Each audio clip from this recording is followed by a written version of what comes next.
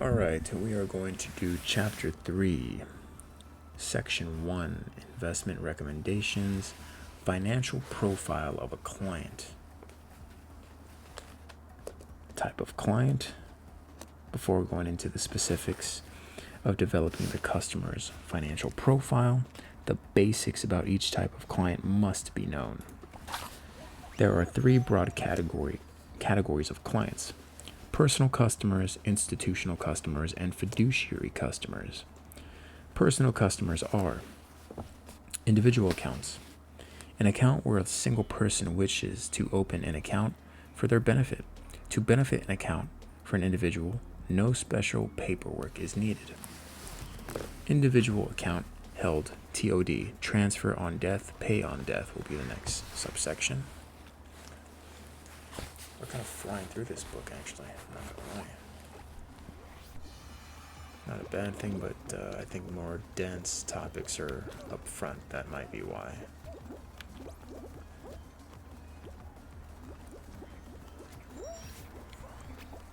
What Squidward is it? Regular Squidward. Got it. I thought it was the beautiful Squidward.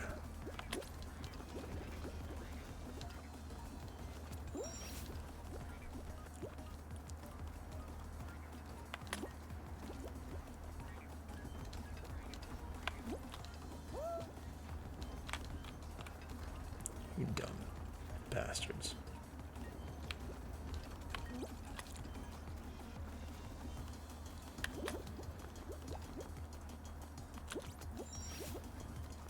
Can I do it? Can I get the... I hate those people. I just hate them.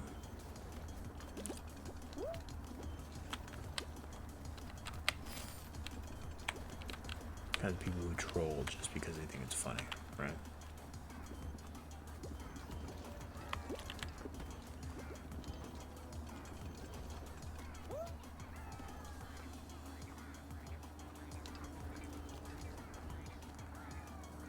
Easy. A problem with an individual account is that when an owner dies, the account gets quote unquote locked up until it goes through the deceased individual's estate, and it must go through a probate where anyone can contest the will. Most states now allow an individual account to be held TOD, transfer on death, also called pay on death or POD. Transfer on death registration allows the customer to maintain control over the account, but upon death, the account assets transfer to the named beneficiary, bypassing the estate and bypassing probate. Whoa, I didn't know that. Bypassing probate, sorry. No one can contest the transfer. I didn't know that. TOD registration is often used by an elderly parent that wishes to have assets passed directly to an adult child upon the elderly owner's death, and is often used in second marriages where there are children from the first marriage and each spouse wants to make sure that their assets go only to their respective children upon death. That makes sense, and that's fair. Totten Trust TOD account at a bank. Totten. That'll be the next subsection. And it also says this will be for the exam, also no for the exam, so we'll see. Totten death. Transfer on death, pay on death, payment on death. Got any cannons here? No. Straight up survival. I got the best skin in the game, dude. I really do.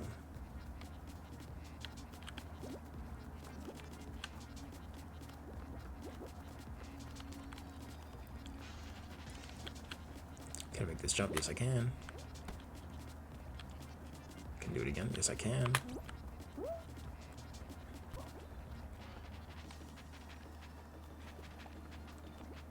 Can I do it a third time? Yes, I can.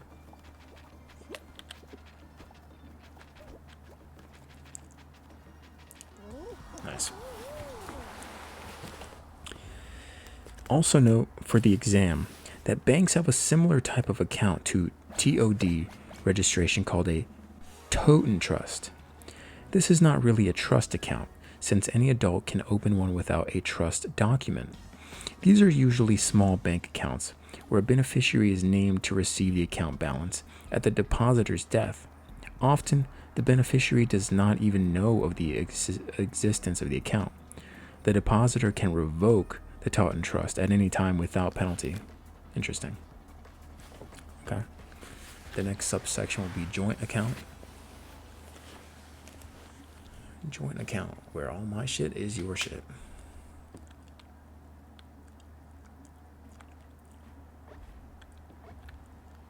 Here we go. Let's go. Let's go. Let's go. Let's go. Let's go. I've never had a perfect run here. Oh, come on, come on. I need to survive this. I've never had a perfect run here, but I want to... Let's see. All right. The fan's going to start turning on me a little bit.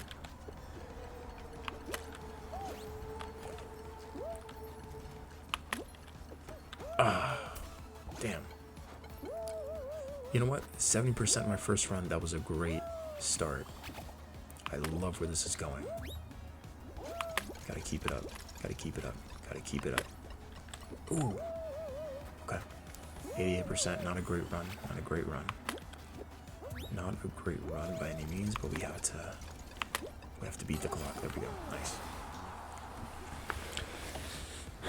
An account where more than one person, say a husband and wife, wish to open an account for their mutual benefit. To open such an account, a signed joint account agreement is needed, signed by each named person on the account. These options are available for joint account ownership, joint tenants with rights of survivorship. Each party owns an undivided interest in the account. If one party dies, the other person is the sole owner of the account. This ownership option is most common for a husband and wife. Note that it can also be used by two people who are unmarried, living in a committed relationship or other similar quote-unquote family type of relationship. Tenants by entireties. This is a method of joint ownership that is only available to a married couple. This is a test point. Okay, got it. I'm gonna mark this down as test point. Test point.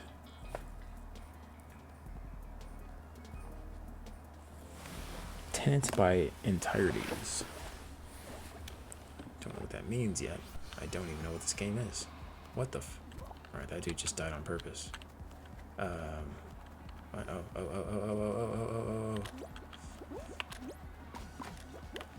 Wait. That's fine. Reading is my love language. I'm not complaining. So, tenants by entireties. This is a method of joint ownership that is only available to a married couple. This is a test point, and which is only available in a limited number of states, like JTWROS. If one dies, the surviving spouse becomes the sole owner of the property. The main difference between JTWROS and tenants by entireties is what happens if one of the account owners is sued. Tenants by entireties treats the ownership of the account as one entity, and if one of the owners is sued and a judgment is obtained, the assets in the account cannot be seized.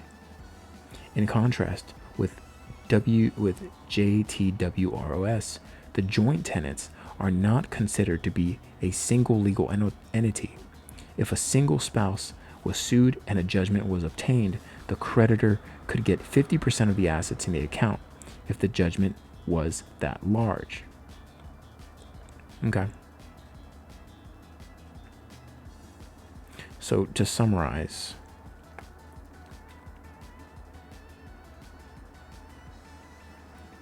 the difference is what happens if one of these people gets sued. Tenants by entireties treats the ownership of the account as one entity. Okay. And if one of the owners is sued and a judgment is obtained, the assets in the account cannot be seized. But if it is obtained, the creditor could get 50%. Understood. Okay. Okay. Tenants by entireties. Now I know. Tenants in common. Each party specifies a percentage interest in the account. If a person dies, his percentage interest is included in his estate. It can then be passed by will to any named person. This ownership option is most common for business partners. Okay. Family limited partnership account. Limited partnerships are business forms that will allow for flow through of gain and loss to the partners without the business itself being taxable. The family members are the partners in the venture. These are used for estate tax planning purposes, where typically the parents are the general partners who contribute assets to a trust over which they maintain control. Okay.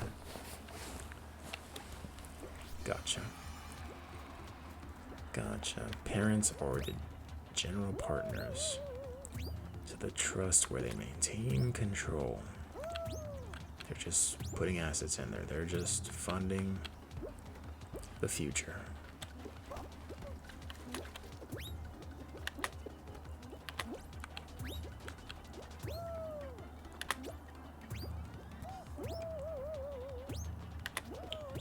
Yep. Yep. Yep. Yep. Yep. Yep. Yep. Easy. I never made this one before. Can I do it? Alright, well, I tried.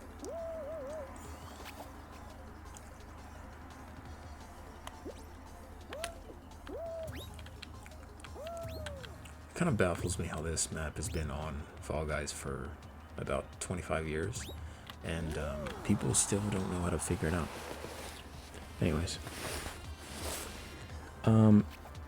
The heirs, children, are the limited partners, not the general partners like the parents, who have no management role. They are the passive investors.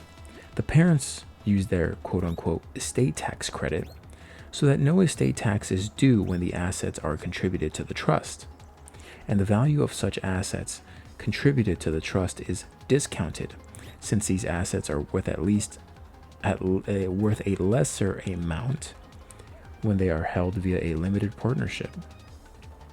Partnership assets are quote-unquote illiquid.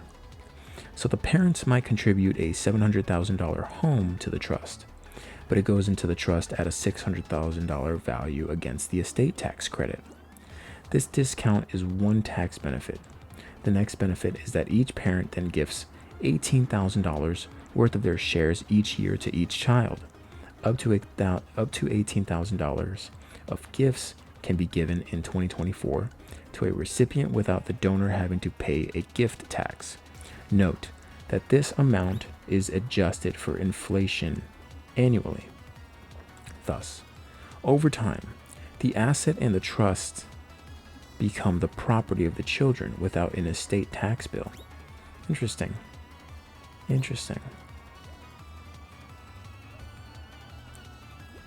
To open such an account, a copy of the Certificate of Limited Partnership, the document filed with the state to create the legal partnership entity, must be obtained. Institutional customers are broken down into two broad categories.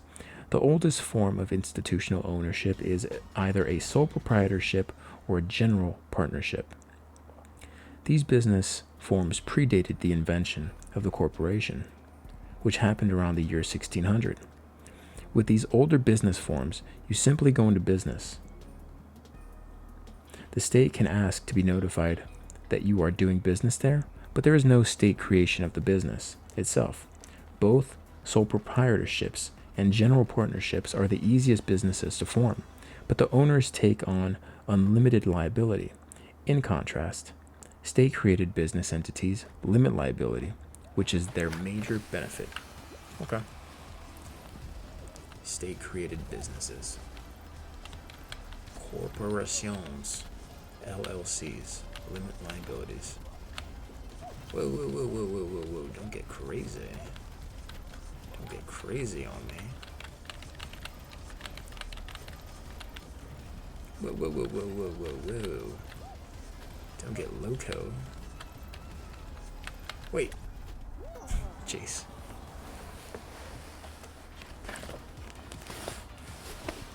Sole proprietorship account, DBA, doing business as. A sole proprietorship is a business owned by one individual. To establish such a business does not require any filing in the state. The person simply starts doing business operations. This is typical for small businesses, since no filing in the state, since no formal state charter is required. If an individual sets up a business as a sole proprietor, the legal name of the person's business defaults to that individual's name. If the sole proprietor wishes to use a different business name, then the individual must file a form in the state notifying the state of the legal name being used, the DBA name, where DBA stands for doing business as. Okay. Can I do business as the coolest dude on the planet? Trademarked, LLC, whatever. Oh, I forgot I died. Form 1040 and Schedule C are filed. Sole proprietorships do not pay corporate income tax, but all earnings are subject to personal income tax. A Form 1040 tax return is filed by the individual to report the income and loss from the business. A Schedule C, profit or loss from a business form, is attached to that individual's Form 1040. Sole proprietors have unlimited liability for all business debts, which makes this form of operations not too attractive. No special paperwork is needed for this type of account. Okay. A general partnership account. A general partnership is formed when two or more persons form a business enterprise under the terms of a general partnership agreement. Some states ask that the agreement be filed, others do not. The agreement names each general partner and their percentage share of income and loss in the venture. The partnership itself is not taxable. Each partner's share of income and loss is included on that partner's personal tax return. Thus, there is no double taxation that is inherent in C corporations, covered following.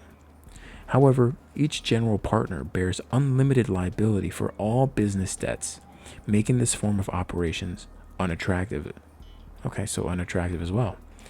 A copy of the partnership agreement filed with the state is needed to open this type of account. The corporation was invented with the formation of the Dutch East India Company in the early 1600s. The intent of this new business form was to limit liability of owners. To get limited liability, the corporation is created in a state under that state's incorporation laws. Another state-created business form is a limited partnership, which also limits liability of owners. Limited partnerships are state-created entities. I'm going to underline that. Limited partnerships are state-created entities. Good to know. Finally, the newest type of state-created entity is an LLC, a limited liability company that has characteristics of both corporations and partnerships. Limited partnership account, passive investors, DDP, direct participation programs. A limited partnership is formed when two or more persons form a business enterprise, where at least one person is a general partner and one person is a limited partner. There must be at least one of each. The general partner is the manager of the venture and bears unlimited liability.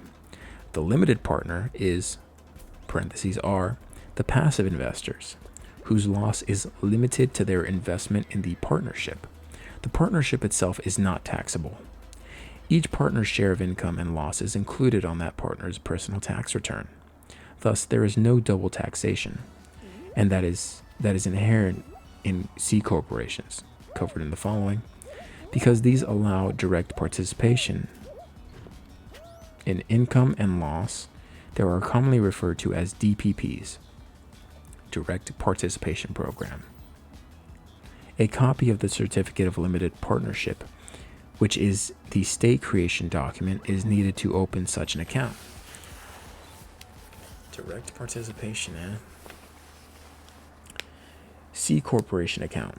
A C corporation is a type of company that, under the IRS code, is a taxable entity. The corporation computes net income or net loss. I have a toothpick. I've had a toothpick in my mouth for the past few videos, and it's starting to annoy me. The corporation computes net income or net loss and must pay corporate income tax on any net income. If the corporation pays a cash dividend to shareholders out of after-tax income, the shareholders must include the dividend amount on their personal tax returns and pay personal income tax on the distribution.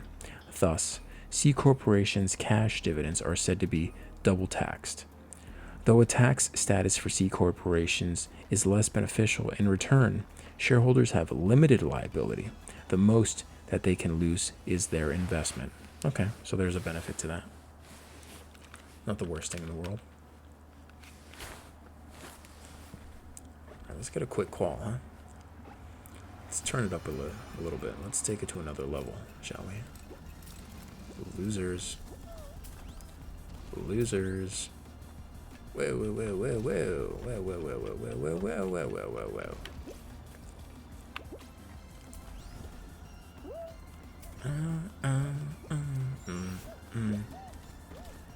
Oh, dude, you're kidding, right?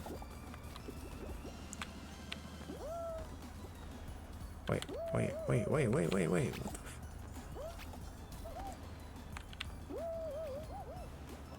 I'm not gonna die again. Not once. Not once. Get out of my way. You're cool because you think you know how to punch people? That's cute.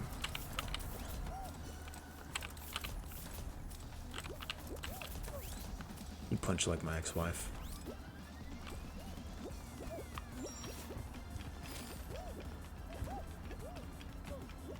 Alright, let's do this thing. Easy quals, easy quals.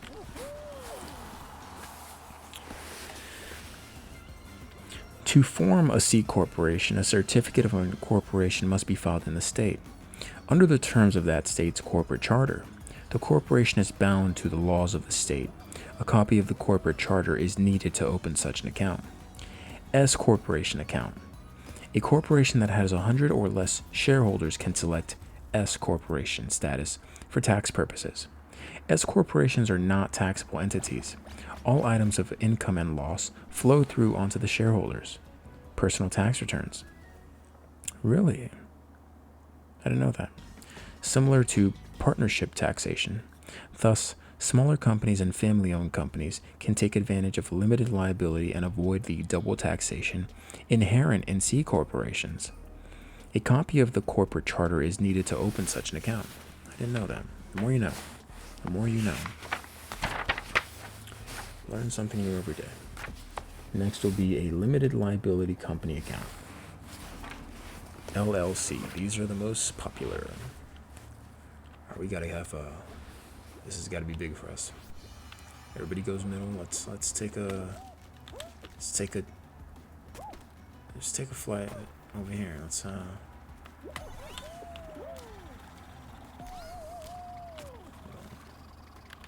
no. Yeah. Not a bad run. Not a bad run at all. I'm not mad at this.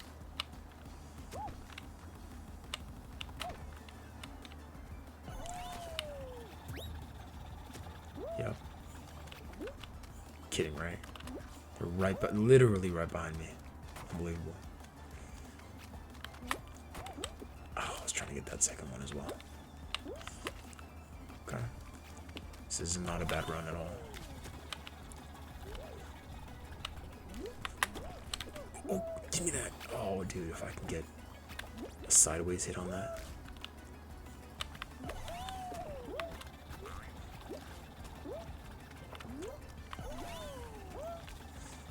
Oh, dude. One. Give me that.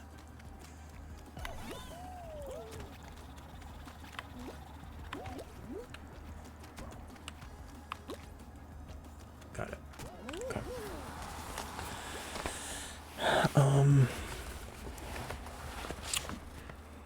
A relatively new type of business form, LLCs, are neither a corporation nor a partnership. They are formed as business entities that give the flow-through benefit associated with S corporations or partnerships, without the shareholder limitations imposed on S corporations, max of 100 shareholders. In addition, LLC members, the owners are neither shareholders nor partners, can take a management role without being considered to be general partners in a venture who would assume unlimited liability. Interesting. Okay. Didn't know that. So liability is completely limited in LLCs. I'm seeing here.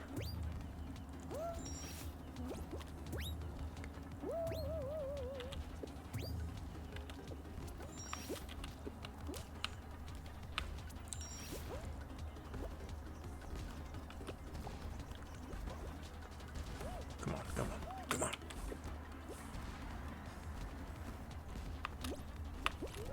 Frick.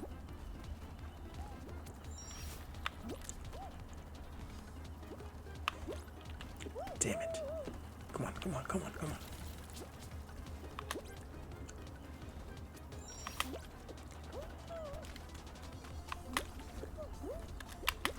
Here we go, here we go, come on.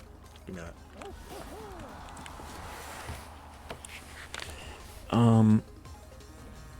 Thus, LLCs have the benefit of flow-through taxation and limited liability.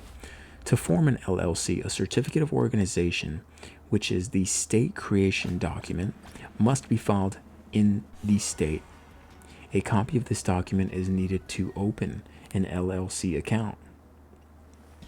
The following table compares the major types of business ownership forms. And here it has what does it have?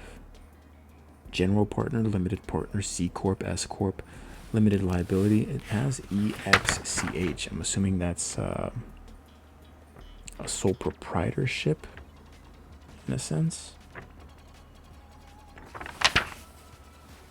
Seems as though, and it just has their, their uses. Oh, we're in the final. Nice.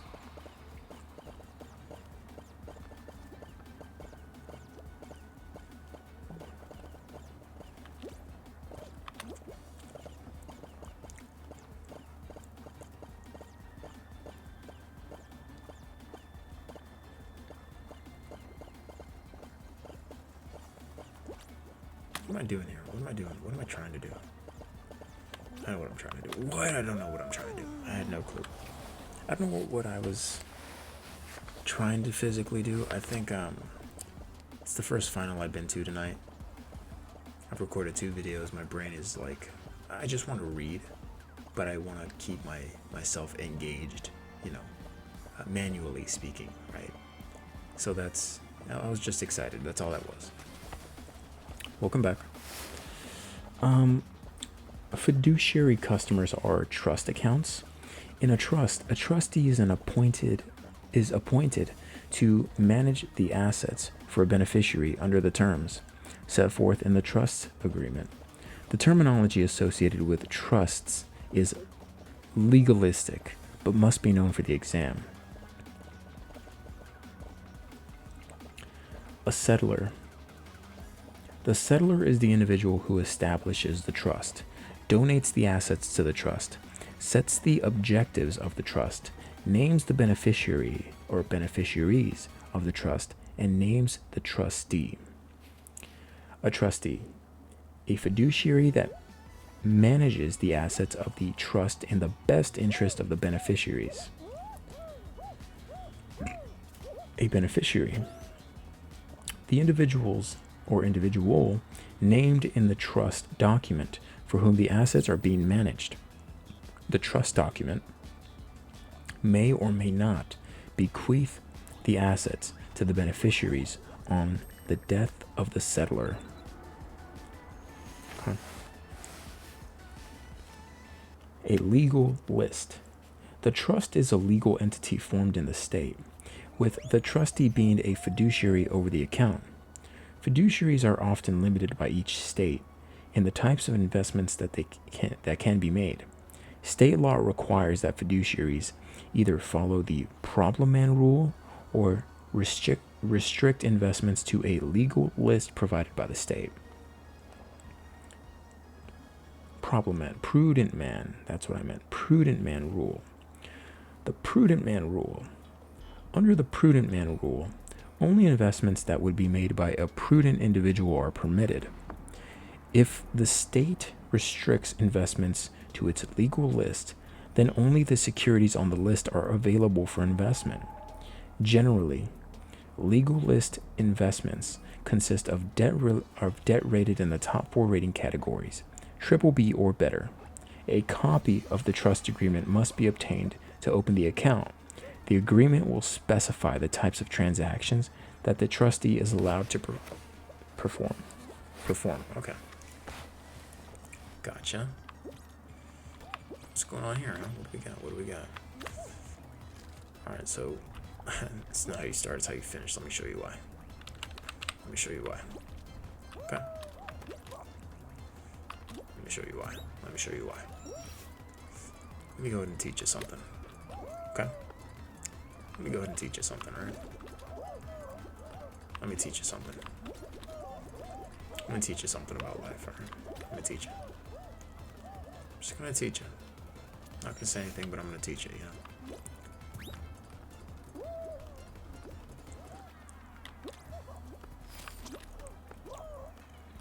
I'm gonna teach you.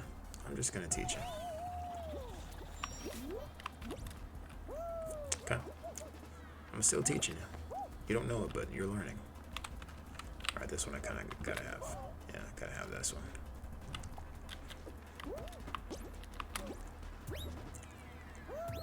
Let me teach you. Let me just teach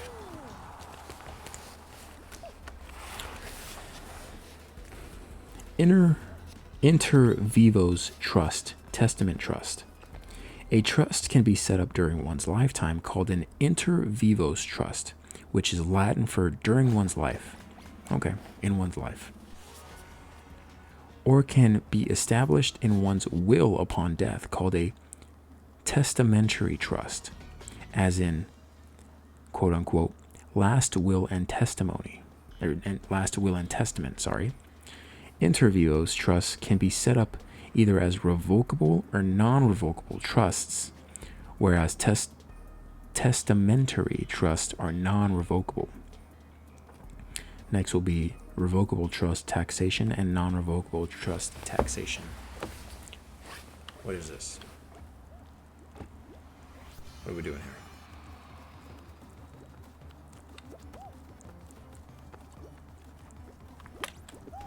Dude. Okay, so from my understanding,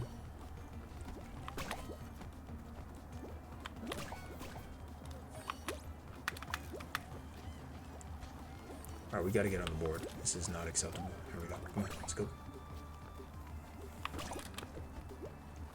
Wait, oh, you took that. Got that, it's mine.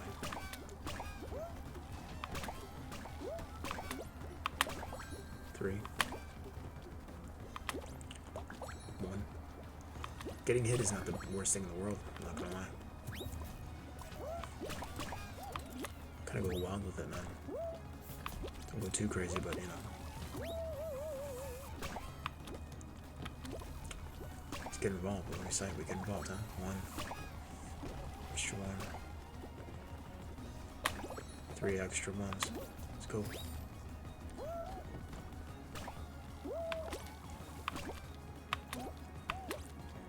An extra 1. Get me out of here. Get me out of here. Let's go.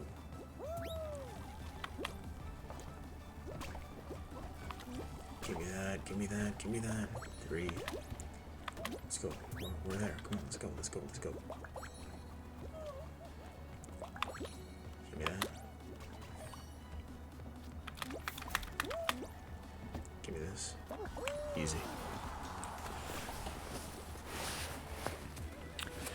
In a revocable trust, the grantor retains control over the property by reserving the rights to revoke the trust. The view of the IRS is that since the individual grantor retains control, the income in the trust is the same as the income to that individual, taxed at personal income tax rates to that individual.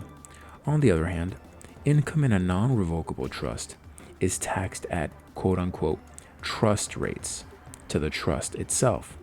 A separate trust tax return is filed. Trust for marital couples, a bypass trust.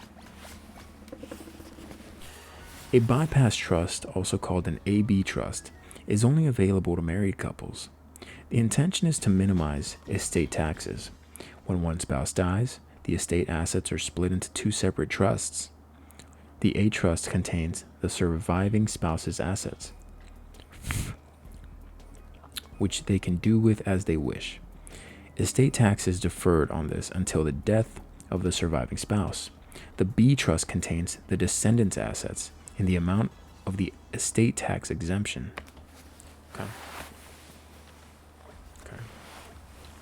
Keep reading on after this. Let me show you why.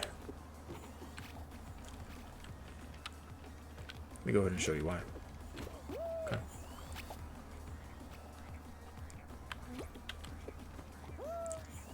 How did I make that the first time?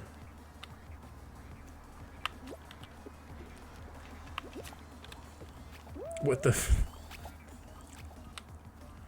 I don't know what's going on here.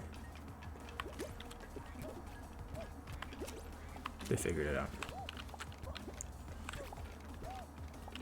It ain't here. No, shot. Ah, that happens. That's that's an L. Unless it's not. Are you guys alright? Look at that. Look at that. What do you know?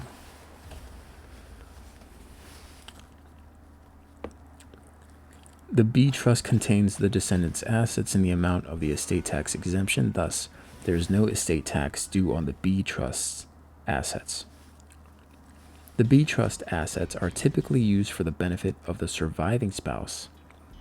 And when they die, the B trust assets are distributed to a named beneficiary or beneficiaries. Okay. Good to know. I'm very glad I'm actually recording this because reviewing this isn't always the easiest stuff to do. But when you get to kind of like read up on this all over again and get to think back and something grasps your mind interest-wise, you're like, let me review that. I remember reading about that. Little nuggets of information, so to speak. Sorry, kid. It ain't personal.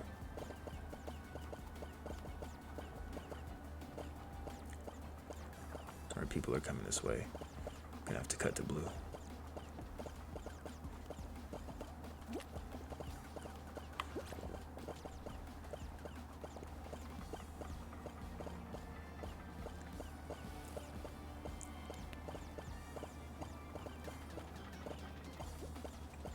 Go green.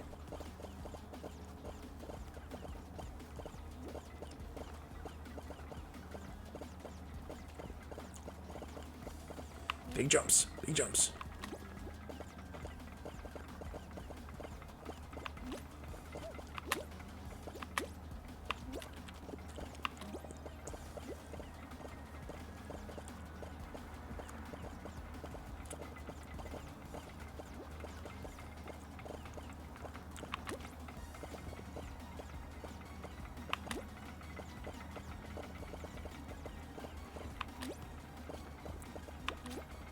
Little piece of shit.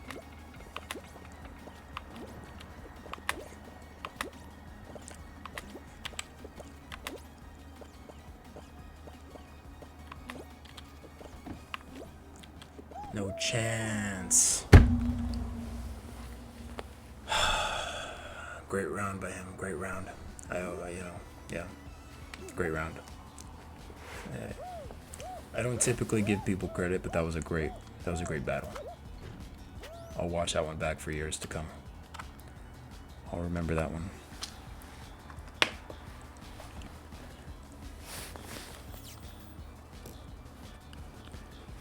Let's continue.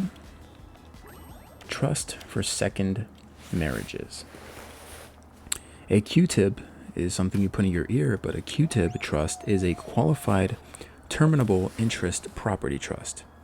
It allows the grantor to provide for the surviving spouse and to also determine how the assets are distributed after the surviving spouse dies.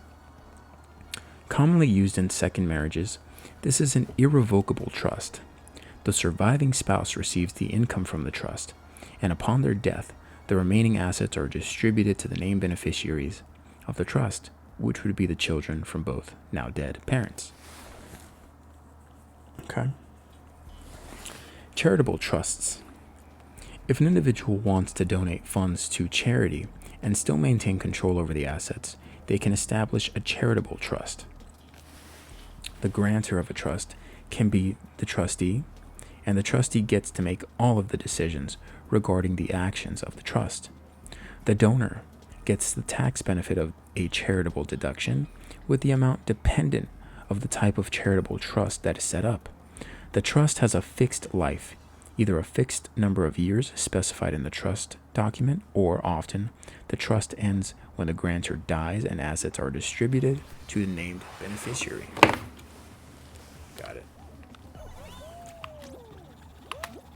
This is easy. I can do this with my eyes closed. Alright, I turned my monitor off, if you guys don't believe me. I can't see anything. I'm assuming I'm still doing great, but I can't see anything. My monitor is off. I swear. I swear. I would never lie about this stuff, okay? My monitor is off. I can't see anything, and I'm still winning, I bet. I bet you everything that I'm still winning.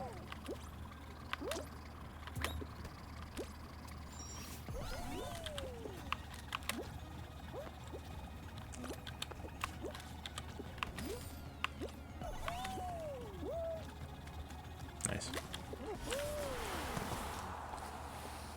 Take a swig of water.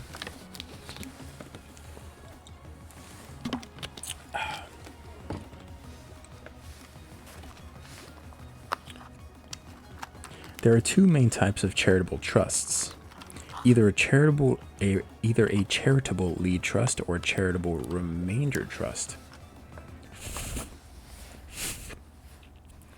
In a charitable lead trust, the donor retains control of the contributed assets and gets a tax deduction for contributions made to a specified charity with any income from those assets.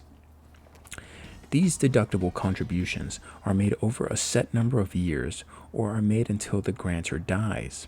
When the trust expires, the remaining assets go to a party of the donor's choosing, usually family members. Charitable remainder trusts.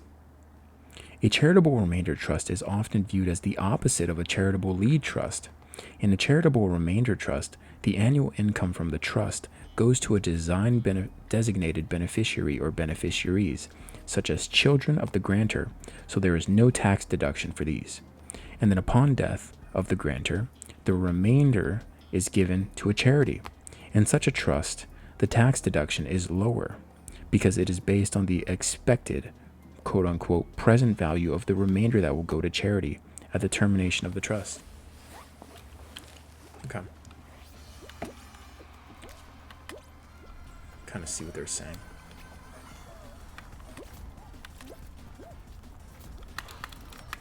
I'm so angry sometimes, man. This map is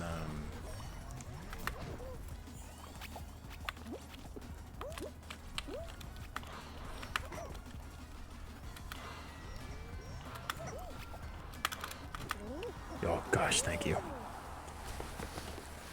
What a strategy. A donor advisor fund. A donor advisor fund, a DAF, allows investors to donate directly to a charitable fund, but retains control over the assets. Wait, so you can donate to a fund but retain control over the assets? How does that work? Donors get an immediate tax deduction for amounts contributed, but contributions are irrevocable. The donor decides when and how to contribute from the fund to various charities. Okay, I see what you're saying. Okay, never mind. Any assets not donated grow tax free, and the donor decides how they should invest them. Got it. Got it. So another tax-free growing vehicle. DAF administrators qualify as public charities under Section 501c3 of the Tax Code. The community, foundations, or religious organizations can administer DAFs.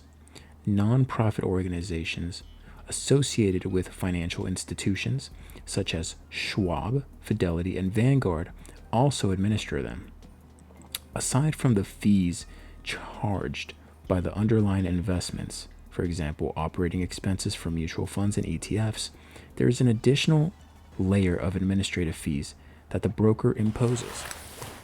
Okay. Gotcha. What are we doing here? Oh, this one again. Need this.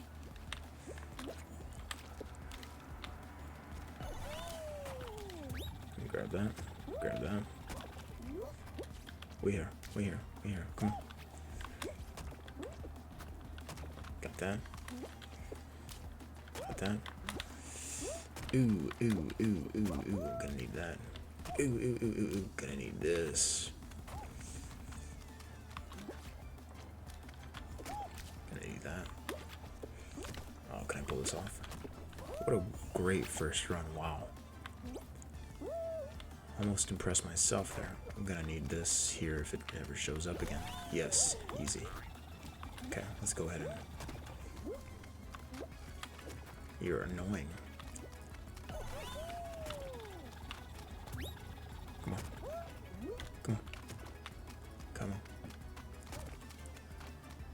This is mine. Okay, so a foundation. Very wealthy individuals and families, instead of setting up a trust, often set up a charitable foundation. The amounts donated into the foundation qualify for a charitable deduction. Unlike a trust, a foundation has an indefinite life. It goes on until all of its assets are distributed. Interesting. And this could be more than 100 years.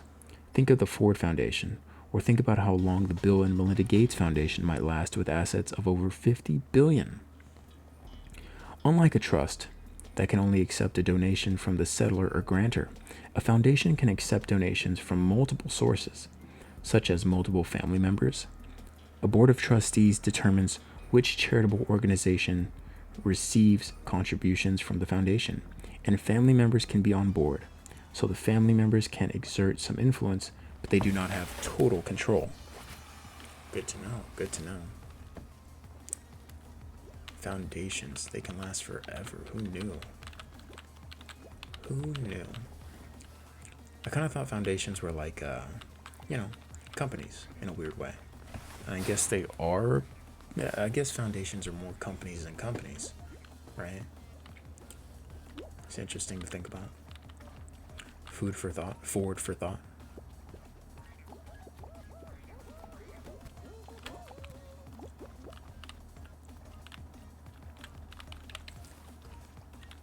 Don't try that with me, Spider.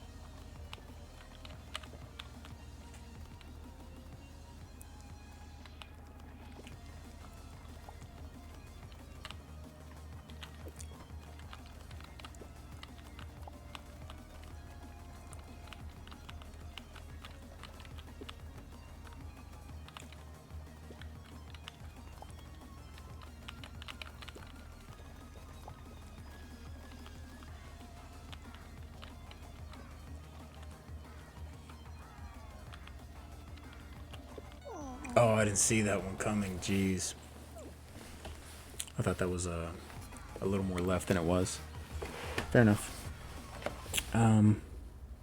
Estate account. The goal of the executor of an estate account is to perform an orderly distribution of estate assets to beneficiaries after paying all liabilities of the estate. During the time period that this takes, which can be years, the executor must strive to earn a reasonable return on the estate assets. The paperwork needed to open such an account is a certified copy of the death certificate, copy of the last will and testament, and inheritance tax waivers.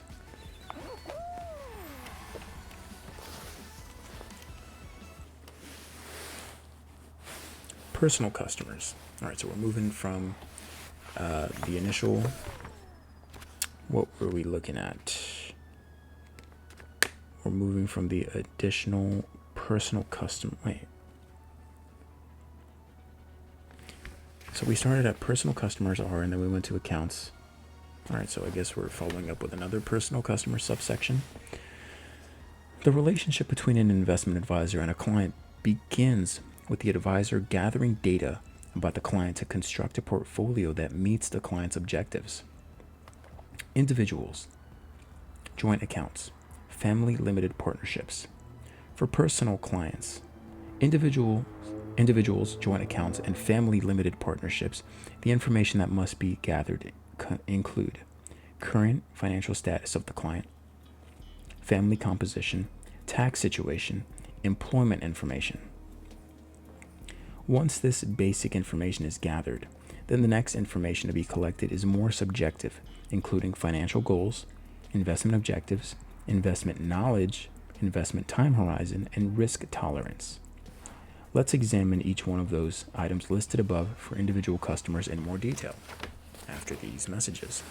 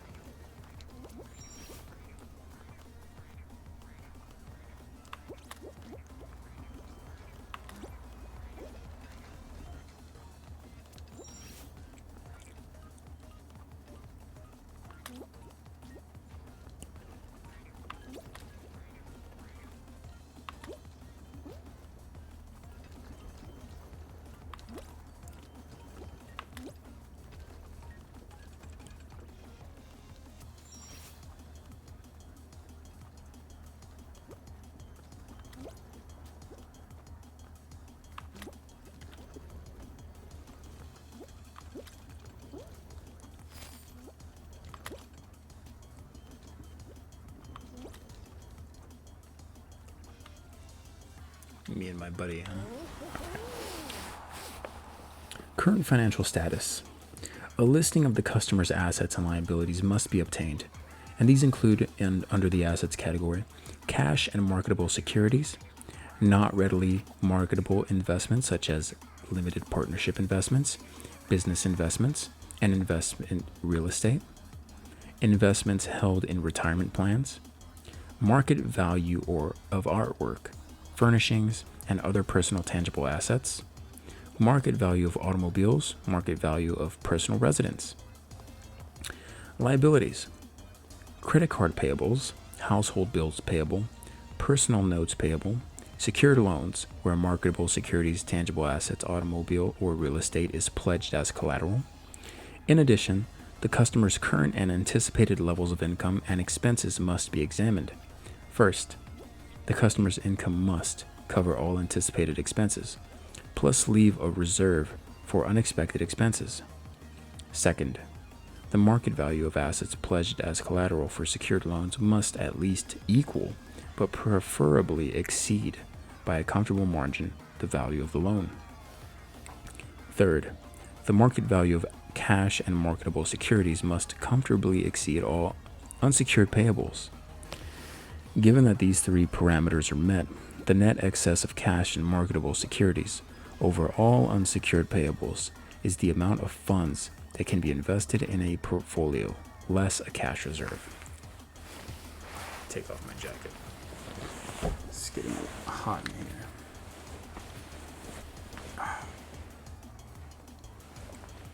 This guy gonna make it?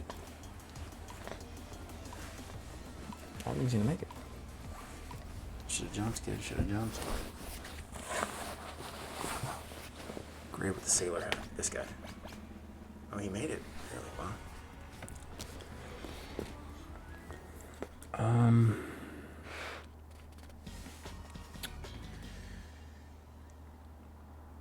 Family composition is next. To determine the type of investment strategy that will be employed, consideration must be given to the client's family obligations.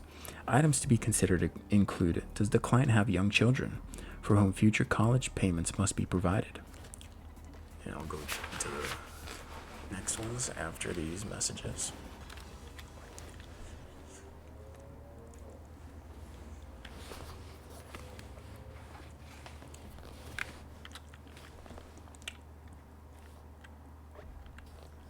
All right, let's run it. Let's run it. Let's run it. Let's run it.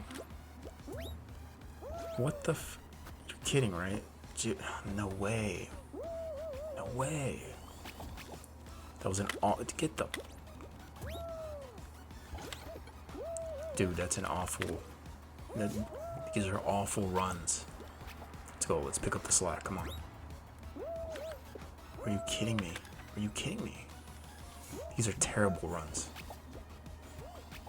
I need to work this out now. I need to work this out now. I have to. This is absolutely catastrophic levels of runs I'm having right now.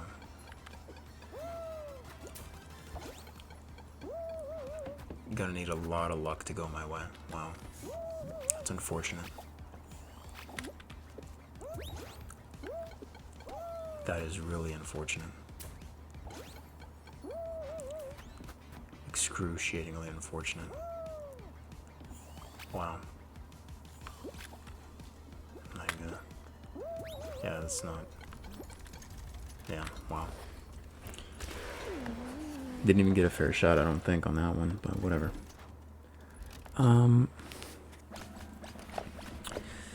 Does the client have any dependents that need medical assistance that is not covered by insurance? Does the client have elderly dependents, relatives, for whom living assistance must be provided? The tax situation. If the client is in a low tax bracket, then taxable investments may be appropriate. However, if the customer is in a high federal tax bracket, a tax-sheltered investment may be suitable, or a municipal bond investment may be appropriate. Tax filing status. Choosing the right tax filing status is also important to minimize tax liability for customers. There are 5 possible filing statuses. 3, if the person is unmarried, and 2, if the person is married. These are single, head of household, qualifying widower or dependent child or children, married filed jointly, married filed separately. Marital status is based on whether that person was married as of the last day of the tax year. Continuing on. If unmarried, then the head of the household or qualifying widower or widow status will lower the tax bill. As a general rule, for single individuals, choosing either head of the household or qualifying widow or widower with dependent children or child status will result in a lower tax bill. There is a larger standard deduction and lower tax rates. The government is helping out single parents here. To choose either of these, the individual must have a dependent child and must pay for at least 1/2 of household expenses.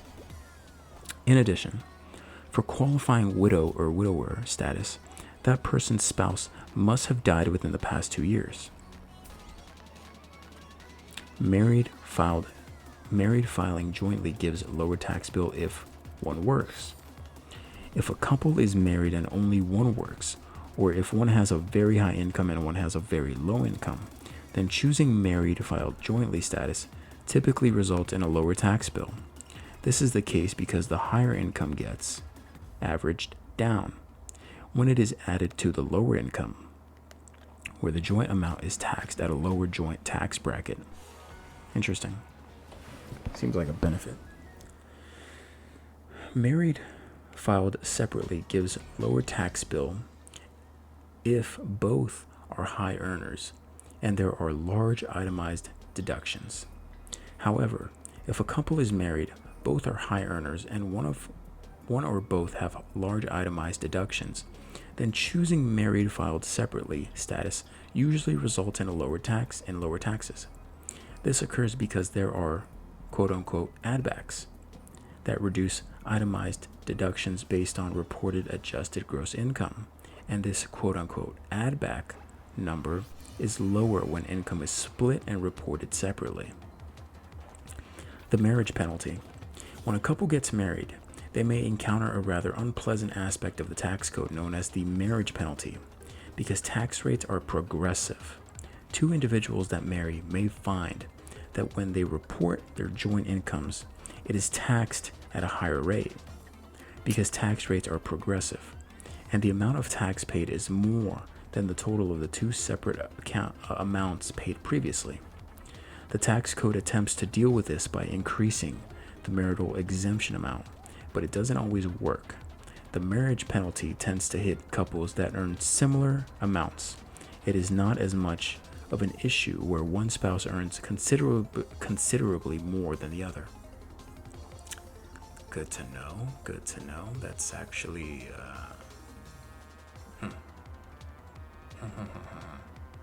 who would have thought? Anyways, employment information. How long has a customer been employed by the same firm? How's the job going? How's the firm doing? Does the customer expect to remain in this job for a long time or for a shorter time frame?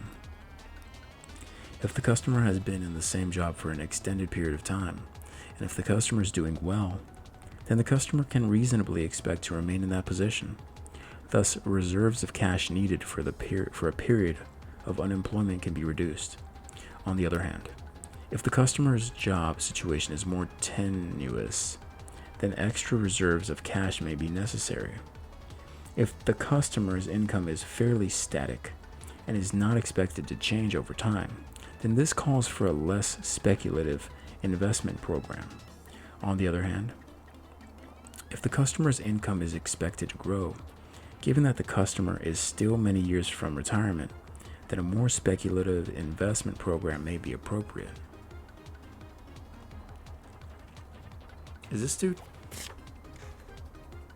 Oh. I think he was cheating.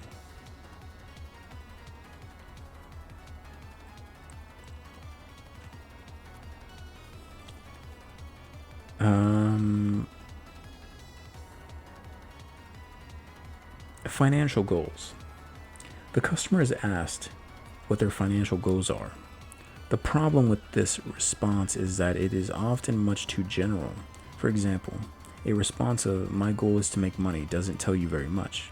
Common goals are to fund a college education for children, to fund retirement or early retirement, to fund for the care of aging dependents, to pay off a primary residence mortgage early, to fund a major lifestyle purchase, such as vacation home, boat, expensive car, etc.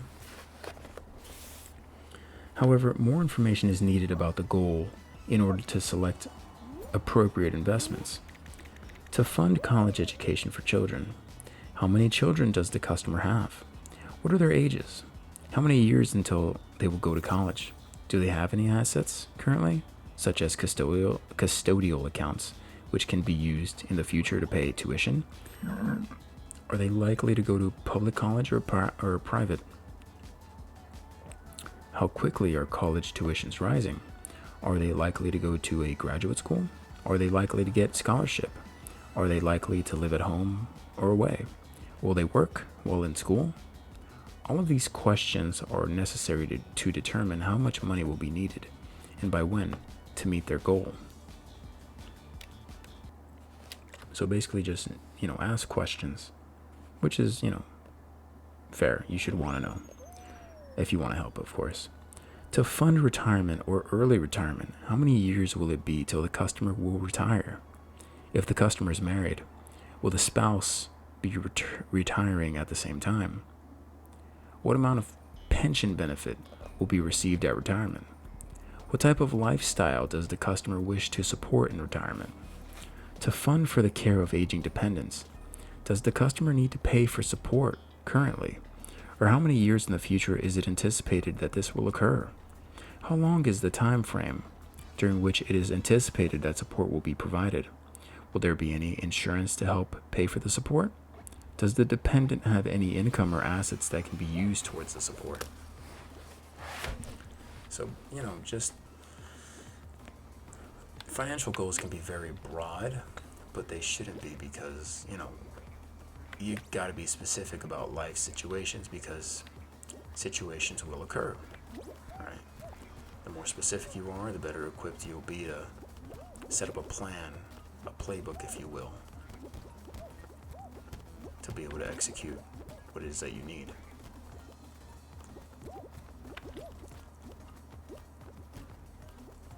Here we go.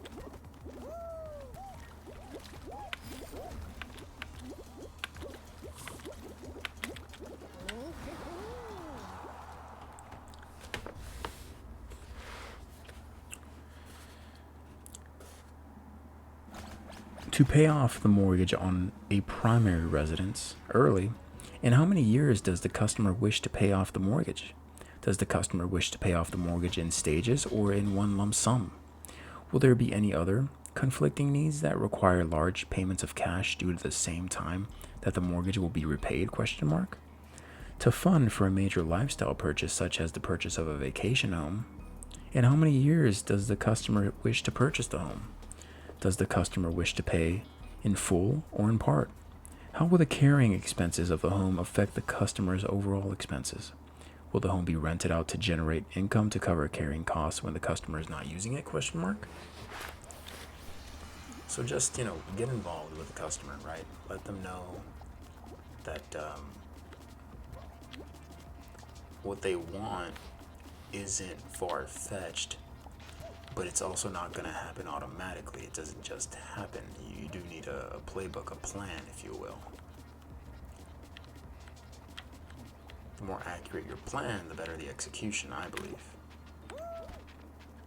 I almost dove on that and died.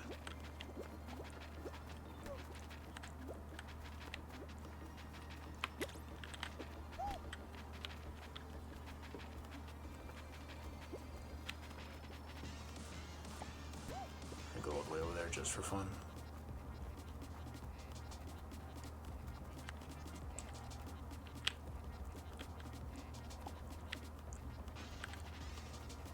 I go the other way, just for fun.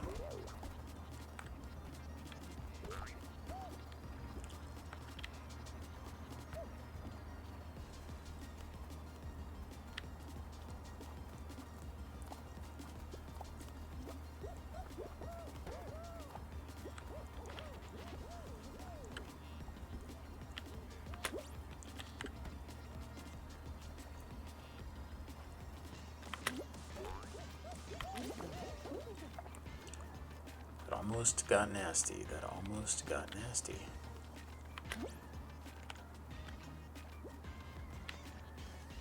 A lot of high quality players here, huh? A lot of high quality players. Is that the Hulk? Nice, dude, nice. Big fan.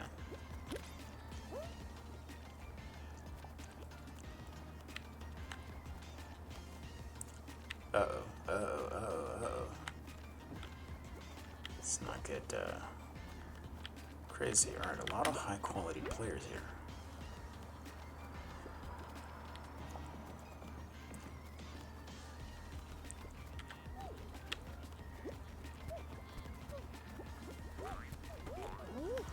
Nice. Capital needs. A more formal name for the determination of a customer's financial goals is a quote-unquote capital needs analysis. The term is more often used when determining the amount of life insurance that a person should purchase based on the capital needs of the surviving family members, but is also used in financial planning. So, funding college education for children is a capital need at a fixed date in the future. Funding retirement is a capital need at a fixed date in the future, etc. As you can see, there are lots of questions that need to be asked about any specific goal that a customer has in order to determine the appropriate investment strategy to meet their goal. Which I agree. I completely agree with. What are we doing here? It's the chicken? Dude, what the get me the fuck up there.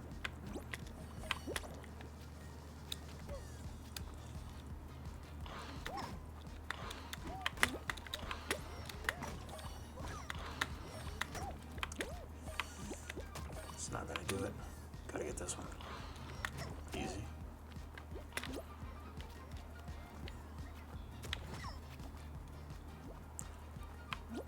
See if I can poach the grays. God.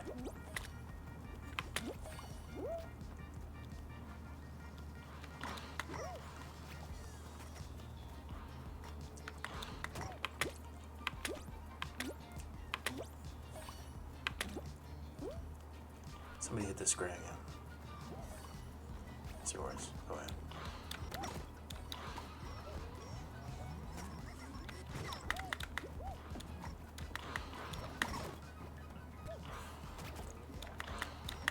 Just gonna hit you off.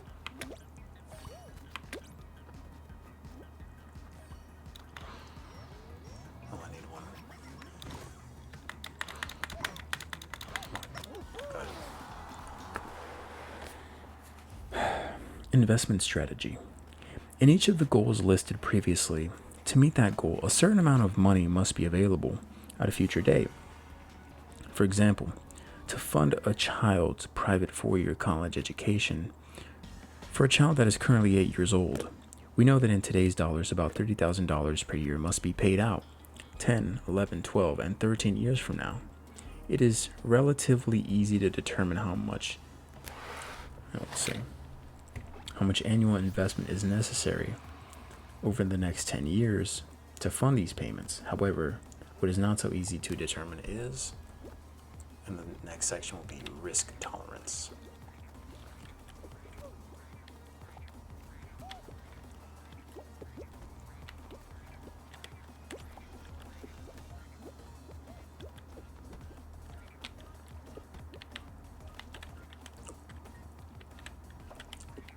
Ooh.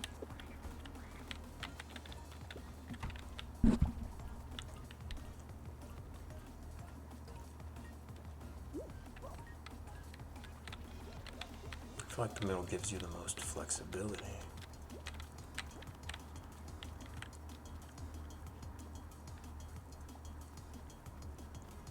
You can kind of see the map better. That is straight down the middle, isn't it? Jeez, man.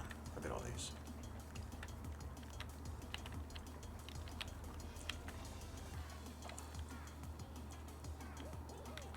You have a little more time to react back here, too.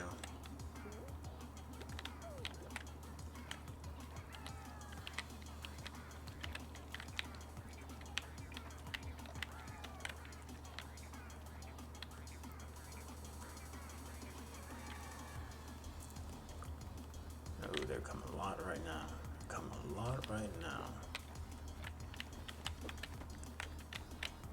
Whoa. Whoa.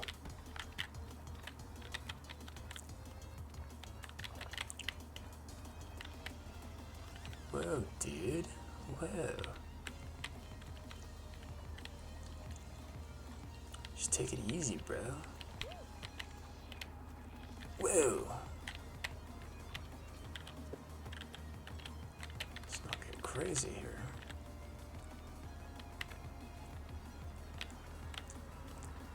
Okay.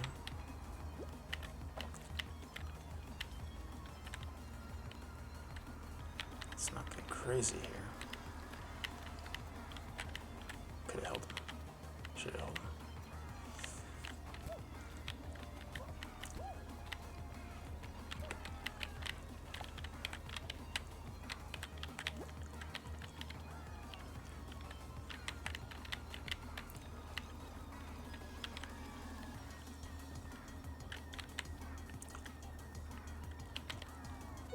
What? No.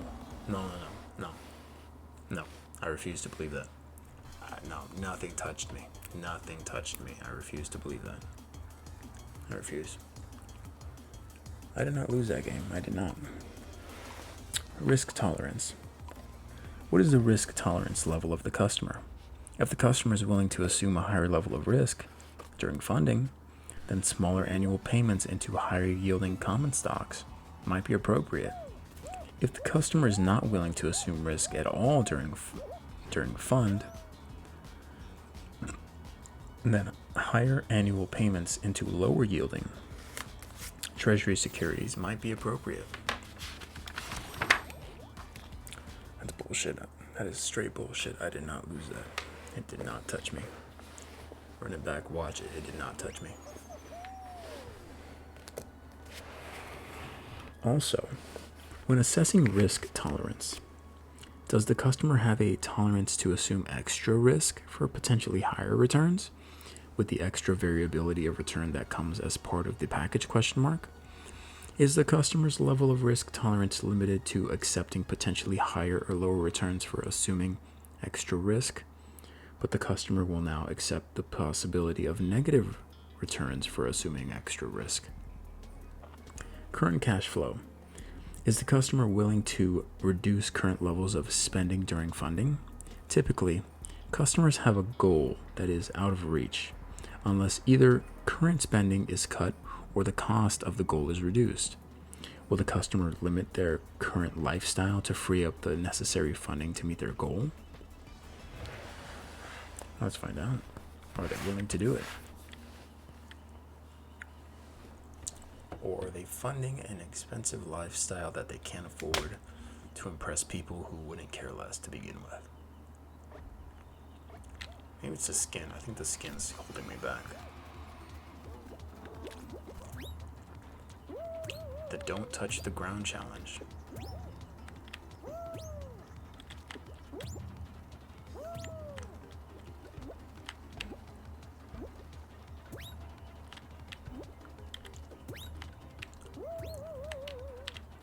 Ooh. Get off. Dude, I hate these kids. I just...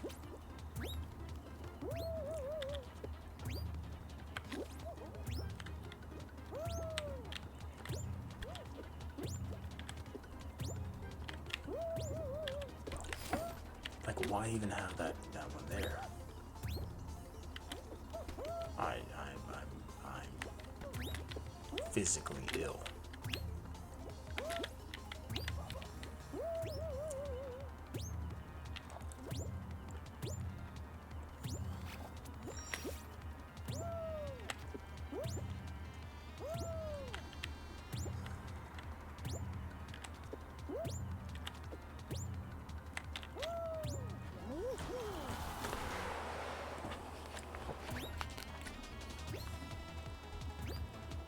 Current investments and strategies. Are the customer's current investments, if any, deployed in vehicles that are suitable to meet the customer's financial goals? Are there any costs associated with liquidating these investments and redeploying them in more suitable vehicles? What are the tax consequences of liquidating these investments and redeploying them in more suitable vehicles? Time horizon. Will the customer allow a reasonable time horizon to achieve the goal? It is not uncommon for the customer who has 5 years to retirement and nothing saved to decide at that point that it is time to begin investing for the big date. 5 years of funding is not a sufficient time horizon to generate the returns needed to provide for retirement. The customer must be made aware of the amount of time needed to reasonably achieve the goal and must be committed to provide the needed funding in each of those years to achieve the goal, even if this means cutting current spending. Investment knowledge.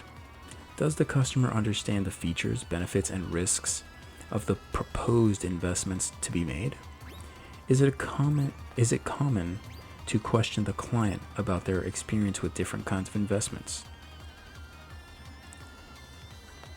When during this, The client should indicate their familiarity with the investment types, prior use of the investment type, satisfaction level with the investment type. Again, a deeper understanding of a customer's knowledge must be obtained than just asking about the information listed above. If a customer says that they are familiar with common stocks, that does not mean that the customer knows enough about them to make informed investment decisions. Because a customer is unfamiliar with a type of investment, say a mortgage-backed pass-through certificate, does not mean that it is not appropriate for the customer.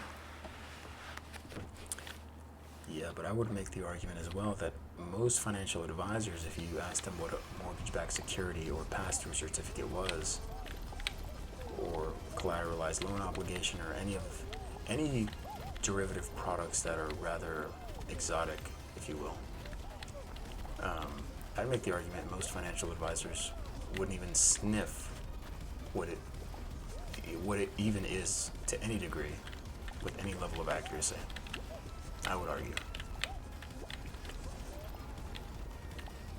In one of the old videos with the Genetti family, I mean, they're claiming that the advisor didn't know what the hell a structured note carried with respect to its risks. I mean, and the Genetti family lost millions of apparently. So, you know, everybody doesn't know everything, and that includes financial advisors.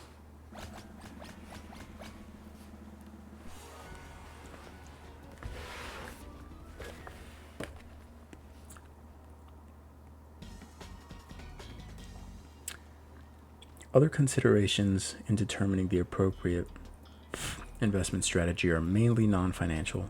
These are customer demographics. Is the customer young, middle-aged, or older? Is the customer low income, middle income, or high income? Is the customer educated or not educated?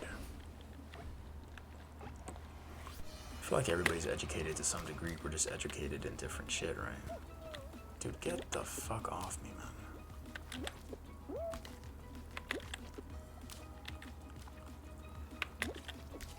Some people were educated in life, some people were educated in books, some people were educated in money, some people were educated in working, you know. Everybody's got their own little Kool-Aid that they drink.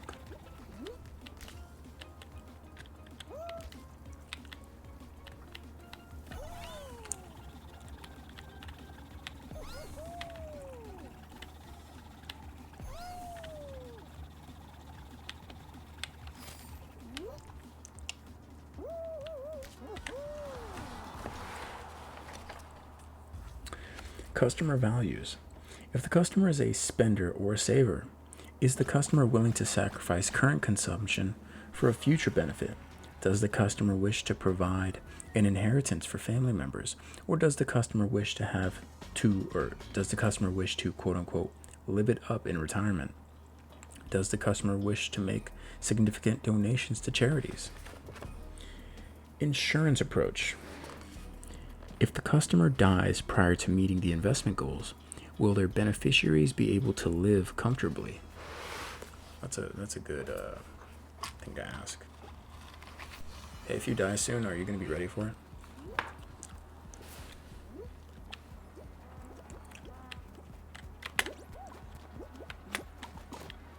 Wait. Oh.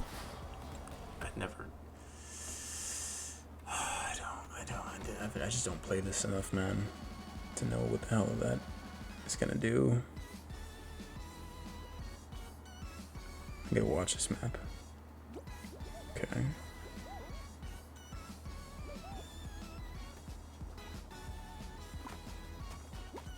Oh, what?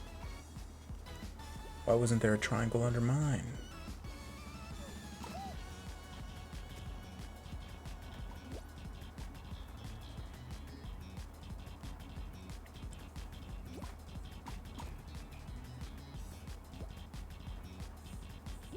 Dude, this map is so troll.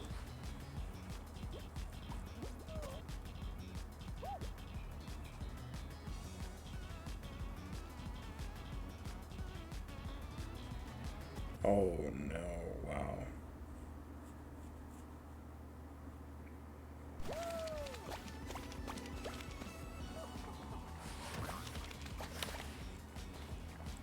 Let's change up the feng shui.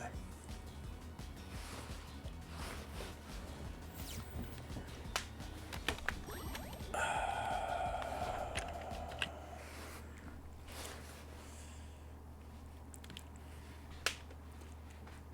can't believe I lost that one round.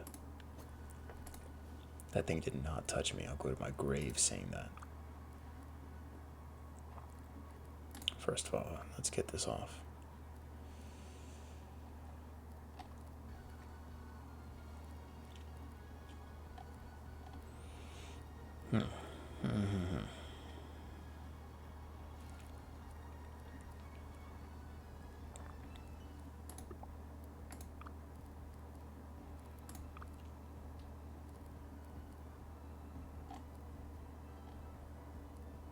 Ooh, what a color combo. I don't remember this one. I don't hate this.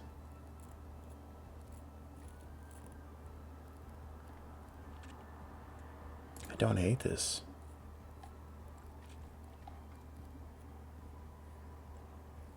I don't hate this at all. Let's run it.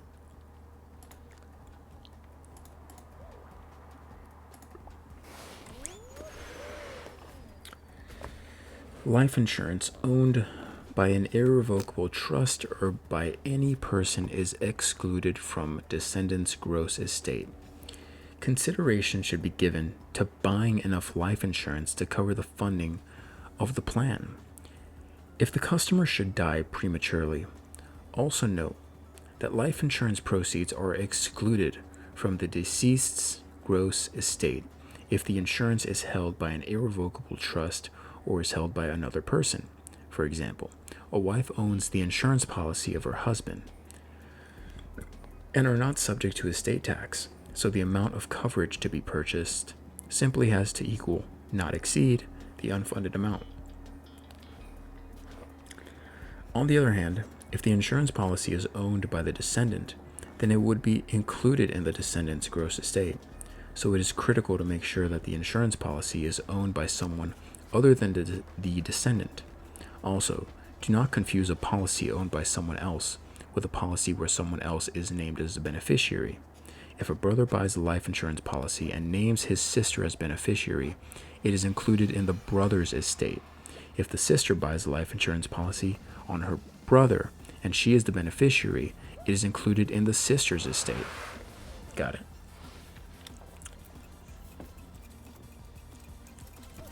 Well, I call. Trust me, I call. Trust me. Me and Fall Guys go way back.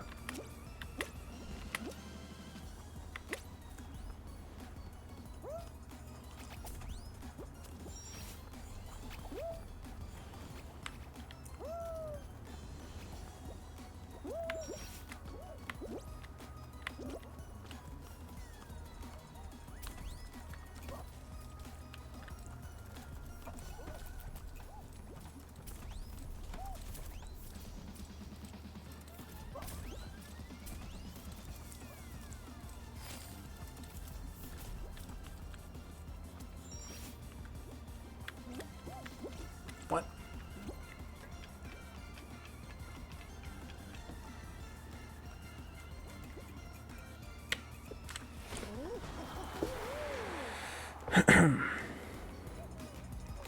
Disability insurance.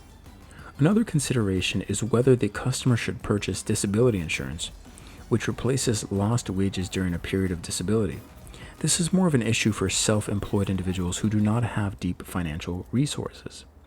Individuals who work for employers usually have employer-provided disability insurance. In order to obtain it, the insurance company has an individual complete a questionnaire to assess the risk that they may become disabled. The questionnaire covers that individual's age, medical history of blood relatives, occupational risk, and whether the individual has risky hobbies, for example, racing and skydiving.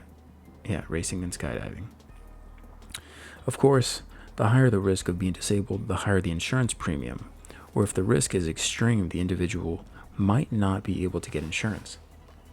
It does not cover medical expenses or long-term healthcare costs. Most disability policies since they are replacing earned income, do not cover any individual in retirement. Oh shoot, I know this map.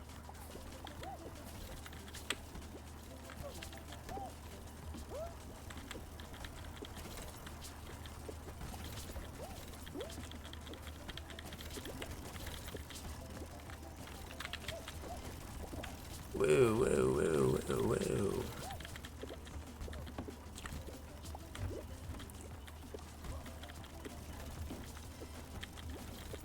Whoa, no.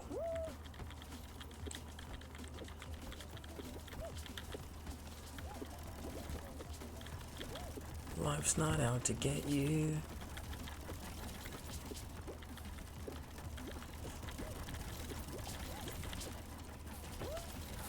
This is not looking good.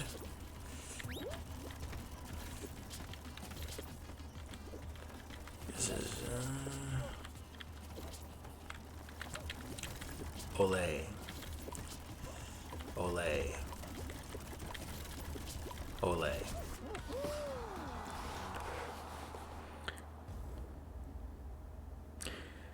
I'll read that one again. It does not cover medical expenses or long-term healthcare costs. Most disability policies, since they are replacing earned income, do not cover an individual in retirement. Finally, most disability policies cover a fixed number of years, 5, 10, 20 years of payment. The longer, the more expensive the policy.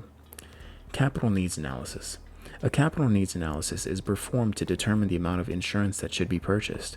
It is based on the cash needs upon the insured's death. How much will the funeral cost? How much money is needed to meet the needs of the dependents? How much money is needed to pay estate taxes, etc.? From this amount... Okay, I see where they're going here. Is that a treasure chest on dude's head? Already, huh? We're already doing this? We're already doing this, huh?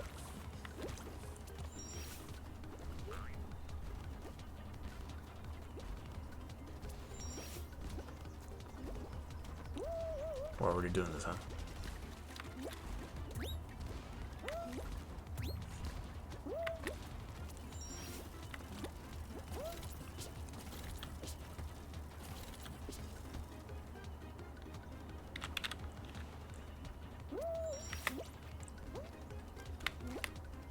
You're...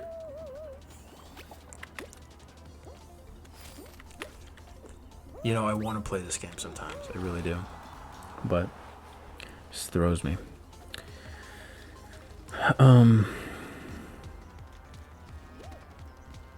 How much money is needed to meet the needs of the dependents? How much money is needed to pay estate taxes? From this amount is deducted the amount of existing assets available to pay these expenses, including existing insurance coverage. This calculation is unique to each individual.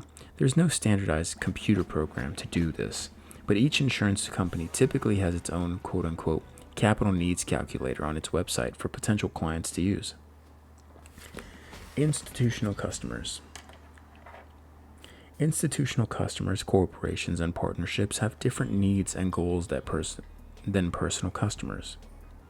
For businesses such as sole proprietorships, general partnerships, and limited partnerships, and corporations, typically asset management means managing current assets to provide a reasonable return on investment without tying up those assets and investments, without tying up those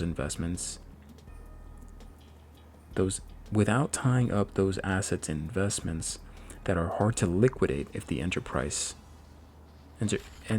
cash needs go up. Oh, dude, I don't remember this one. There's like flying things. There's the chicken shit. Alright, I'm already getting hit. Alright, this might be chalked. Might have to throw it out.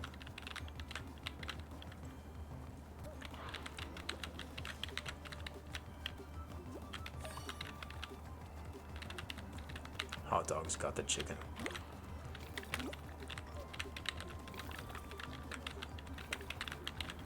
Oh.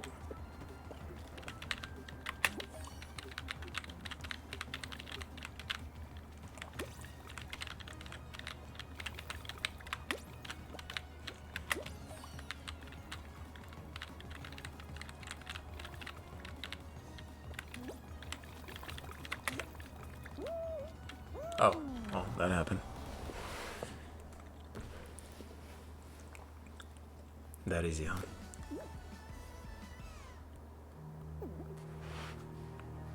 I like this ending. I like it. Very Titanic-y.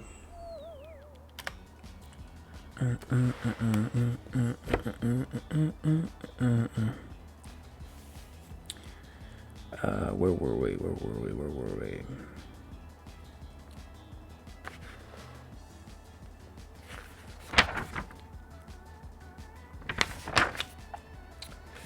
First, the available assets for investment must be determined. In a business, current assets are cash, marketable securities, accounts receivable, and inventory. Current liabilities are accounts payable, wages payable, taxes payable, and notes payable, all due within 1 year. The excess of cash assets, cash and marketable securities, over current liabilities is the liquid net worth of the company. I'm just going to read that again for myself. The excess of cash assets, cash and marketable securities over current liabilities is the liquid net worth of the company. Thus, the amount that is available for investment less a cash reserve. The time horizon for investing those funds must be closely examined. Will the company need access to these monies for future planned expansion?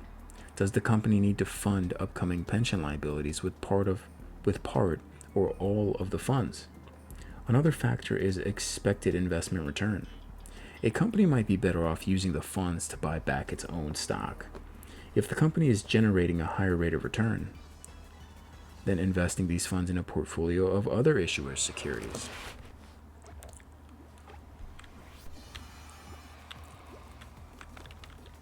Which is basically what big corporations do.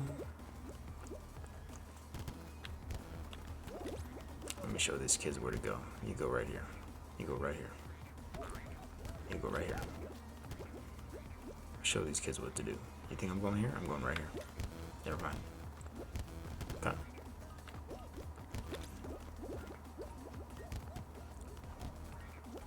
Easy.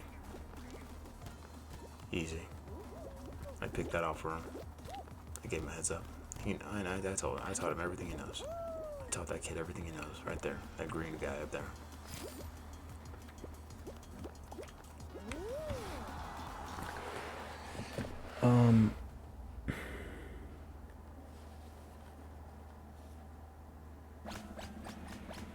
Tax situation is another factor for companies. C corporations that invest in the equities of other companies can take advantage of the corporate dividend exclusion. 50% of dividends received are excluded from taxation. This can make equity investments by C corporations more attractive than higher yielding before tax bond investments. I'm going to read that again. 50% of dividends received are excluded from taxation. This can make equity investments by C corporations more attractive than higher yielding before tax bond investments. Interesting. Fiduciary customers. For fiduciary clients, such as pension plans or endowment funds that must fund a future benefit, the information that must be gathered includes current investment positions, anticipated future contributions to the portfolio, anticipated future distributions from the portfolio, regulatory constraints on portfolio, for example, restrictions on types of investments you can make. Got it. Oh, we're playing, I hadn't noticed.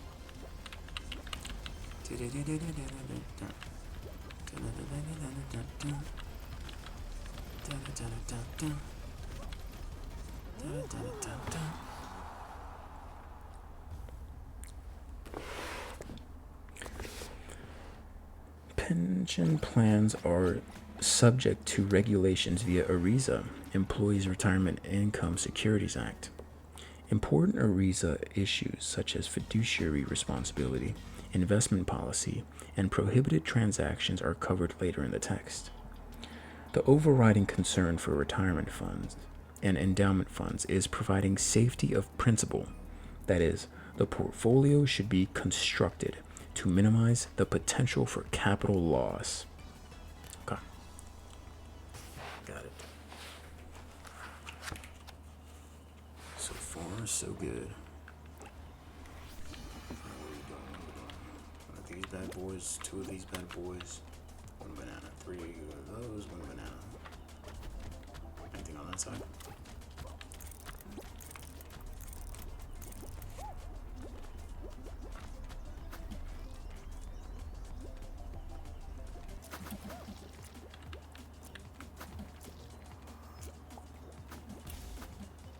What?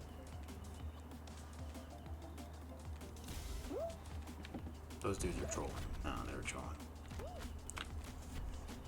4 pears, 2 purples, and 3 bananas.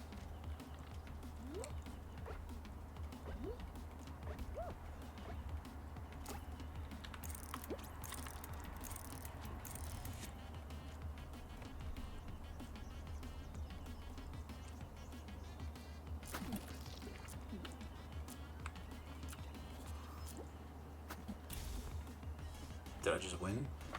Did I just win? I think I just won.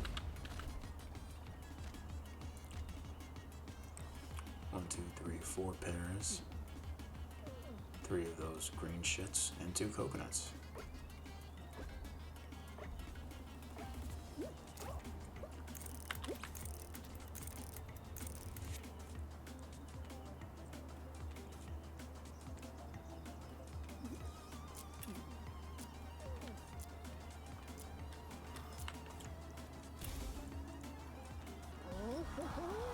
Look at that.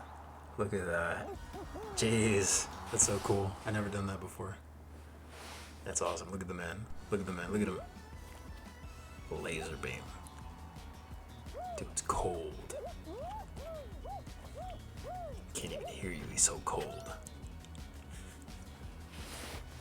Look at that. That's pretty cool. Never had that happen before. That's pretty cool. Love it, love it, love it. Love it, love it, love it. There we go. Look at him. Look at him. Strut your stuff. Well worth it. I'm going to read a little bit just before we continue on.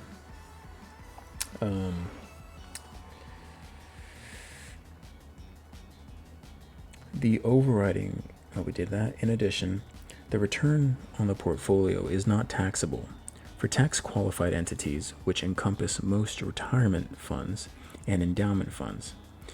Thus, investments in higher-yielding taxable fixed income securities, for example, treasury bonds instead of municipal bonds, is appropriate, since the investment return is not taxed during its holding period in the trust.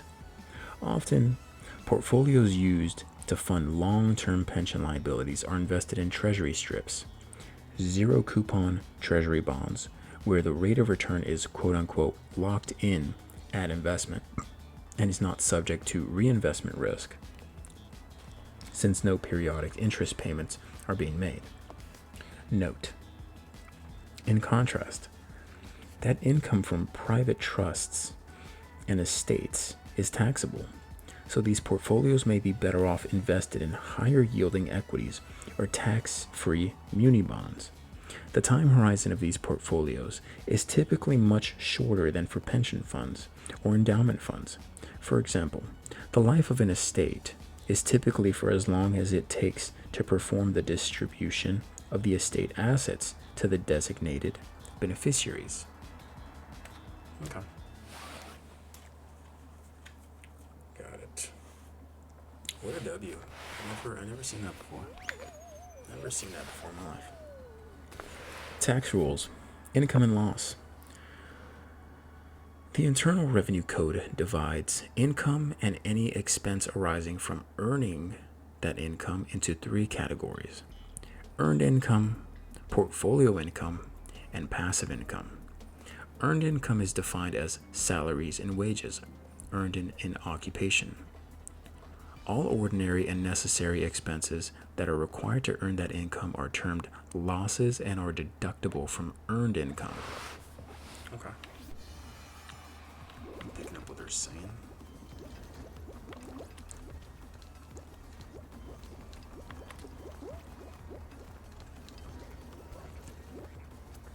Dude, the sweats are out tonight. Jeez.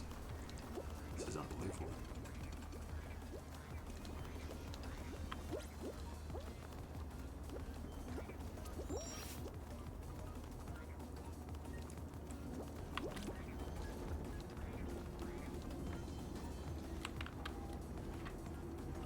I'm not doing that.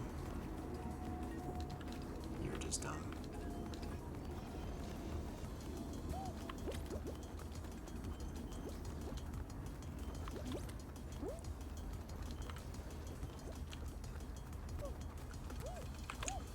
Nope.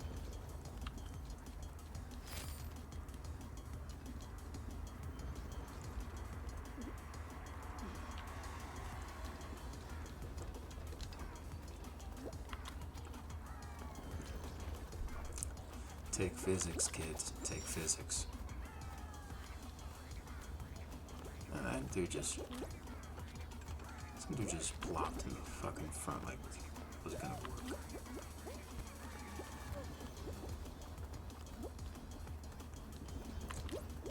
Here we go, here we go, here we go, here we go, here we go.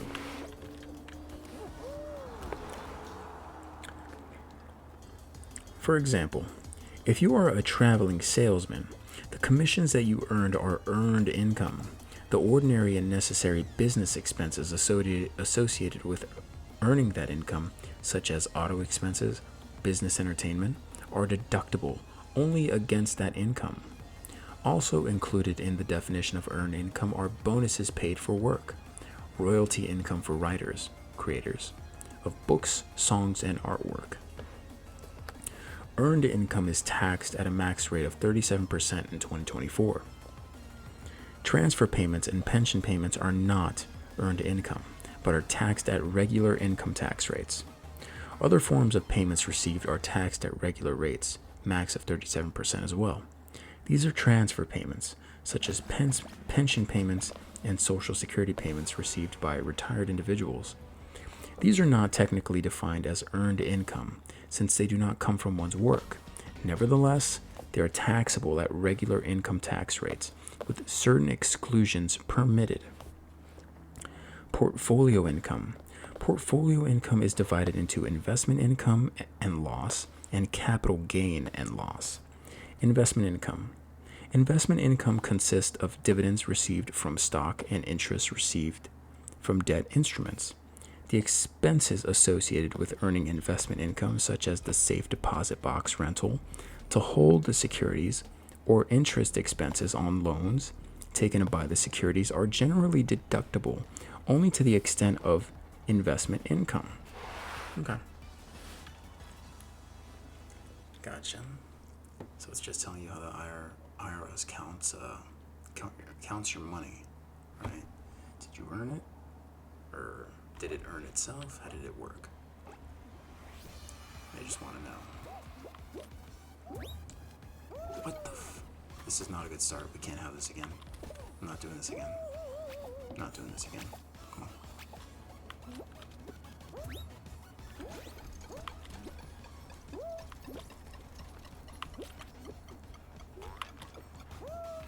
I need this. I need this.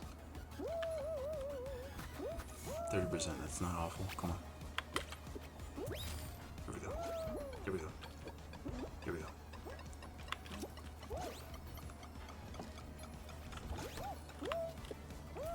61%. Doable. Come on.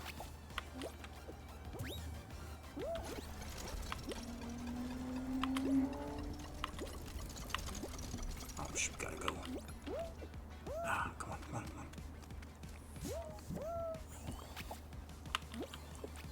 I need this. Need this.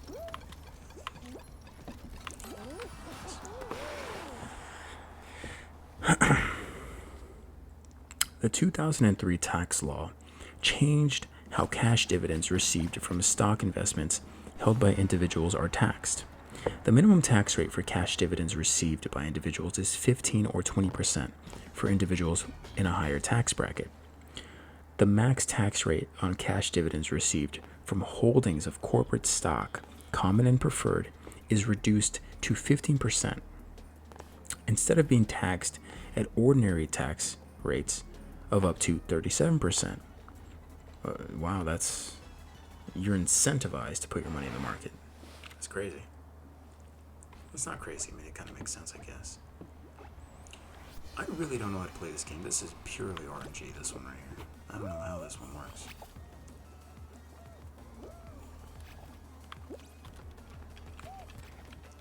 Oh, this dude's onto something.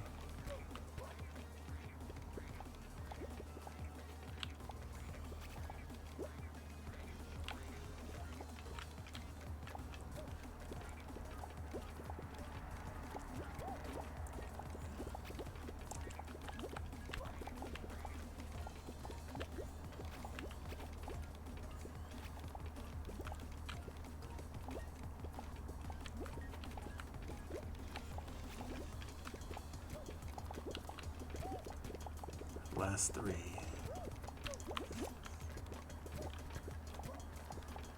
Were you joking, right? You're effing joking.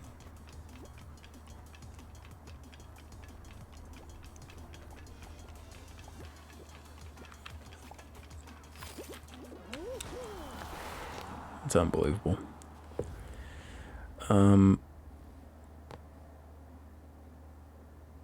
If an individual is in the highest tax bracket, the tax rate is increased to 20%.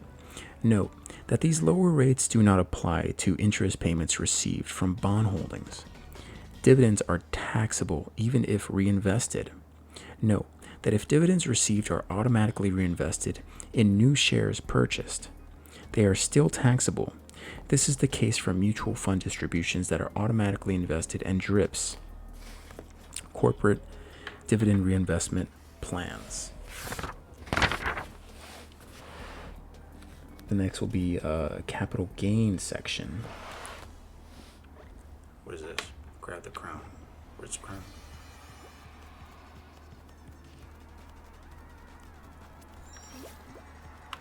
Oh.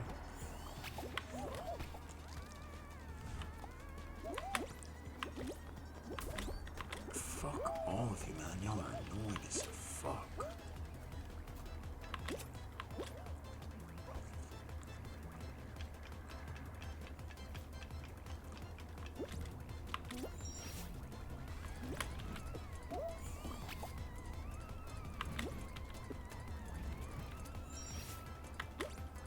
Ooh, that's an L. That's an L. Come on.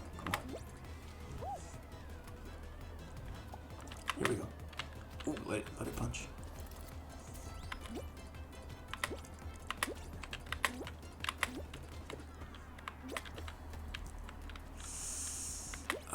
This is gonna be a rough one.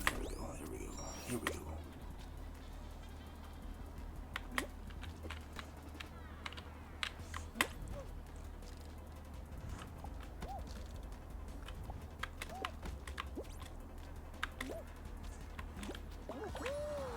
Let's go. It's beautiful. That was a beautiful run. Myself a pat on the back for that one. Yeah, baby, I like that one. Look at that. Put his crown on. Look at that.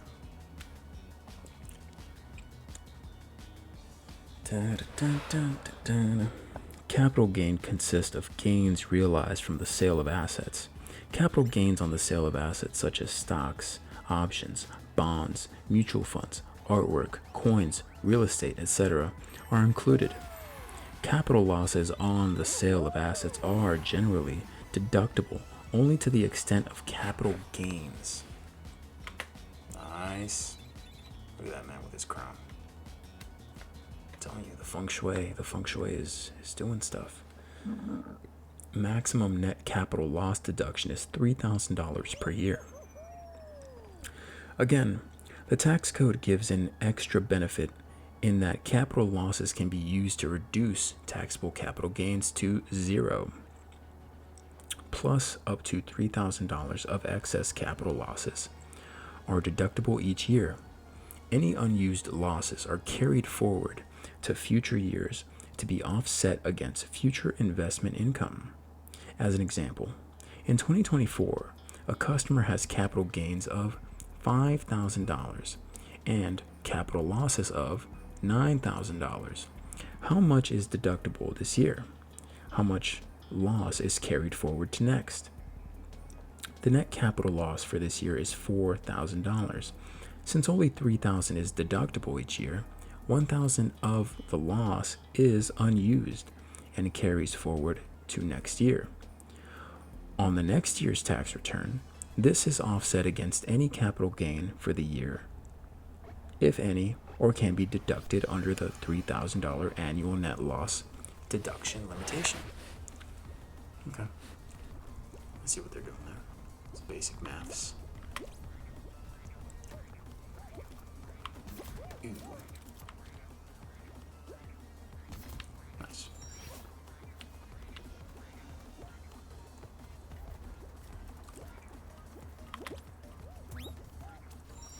Y'all must not know who I am.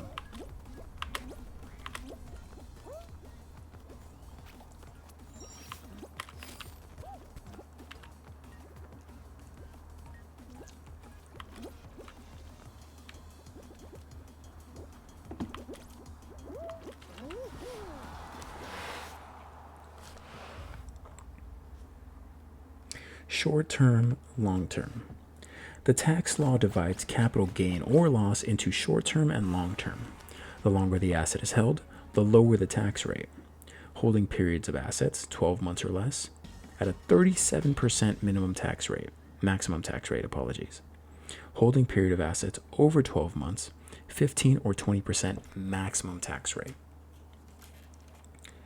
Net short-term capital gains on assets held 12 months or less are taxed at regular income. We read that. Please note that long-term capital gains on collectibles, such as artwork, coins, jewelry, etc., are taxed at a flat 28% rate, but this is not tested. Got it. In computing the amount of net long-term capital gains, all capital losses, both long and short, may be deducted. Thus, there is a clear tax benefit to achieving long-term gains as opposed to short-term gains. Yeah, I mean, it's not even close. It's not ambiguous to any degree. Let's get over here if we can.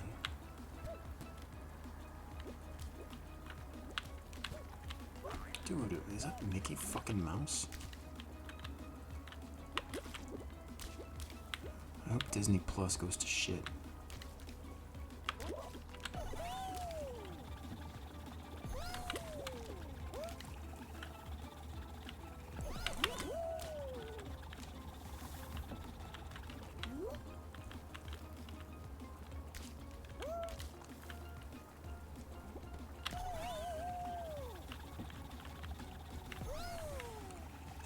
This fucking Krabby Patty needs to get the hell out of my way.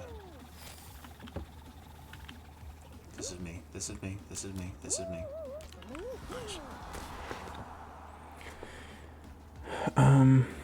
First, $250,000 of capital gain from the sale of personal residence is excluded from tax. Note that capital gains taxes are due when any appreciated asset is sold at a gain. This includes not only securities, but artwork, collectibles, a residence, etc. Regarding sale of a residence, a major benefit included in the tax code is that the first $250,000 of gain, $500,000 for a married couple, is excluded from capital gains. This exclusion does not apply to rental or income properties, only to personal use properties. To be personal use, the residence must be lived in by the owner for 2 of the last 5 years, which means it could be rented out for up to 3 of the last 5 years. Next section is passive income, and that starts with passive income is defined as income received from real estate investments, limited partnership interests. Limited partnerships are the structure for any tax-sheltered investment, as discussed in the next section. Okay. Tax-sheltered investment, you say, huh?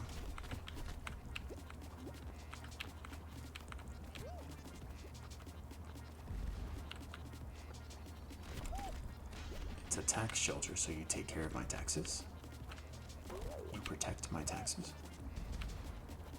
It's This might not be good.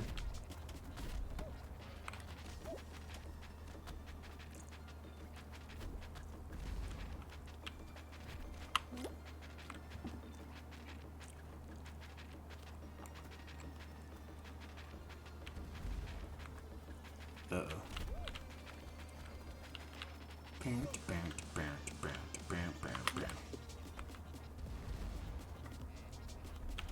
Can't hit me, loser.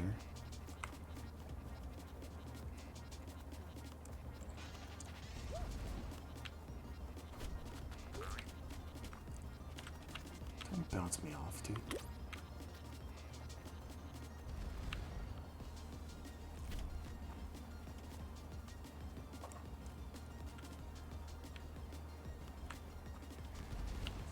Uh-oh.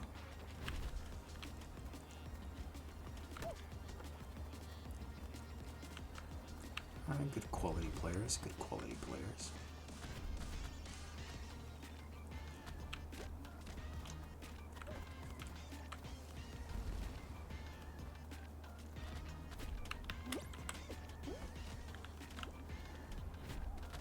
Screw you.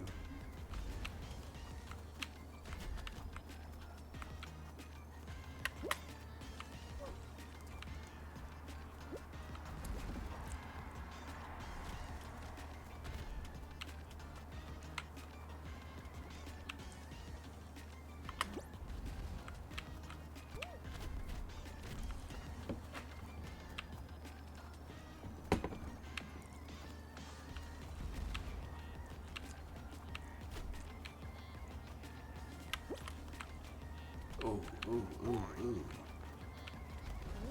Nice.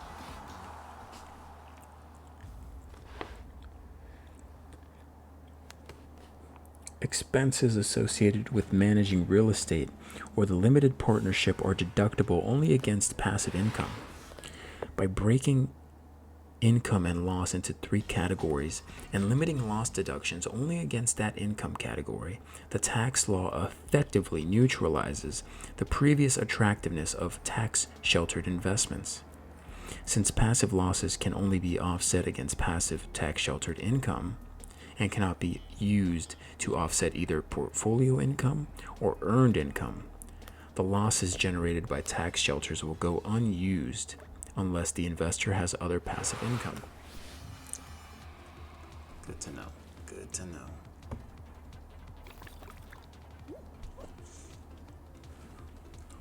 I'm not the biggest fan of this one.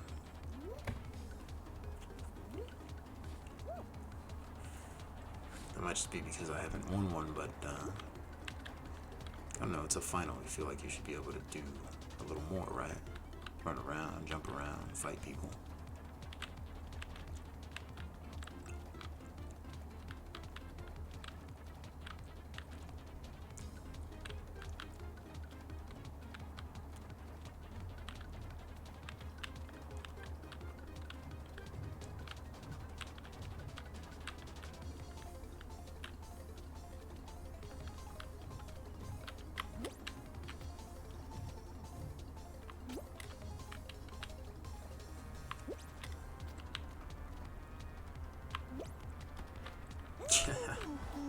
Of course. Yes, of course.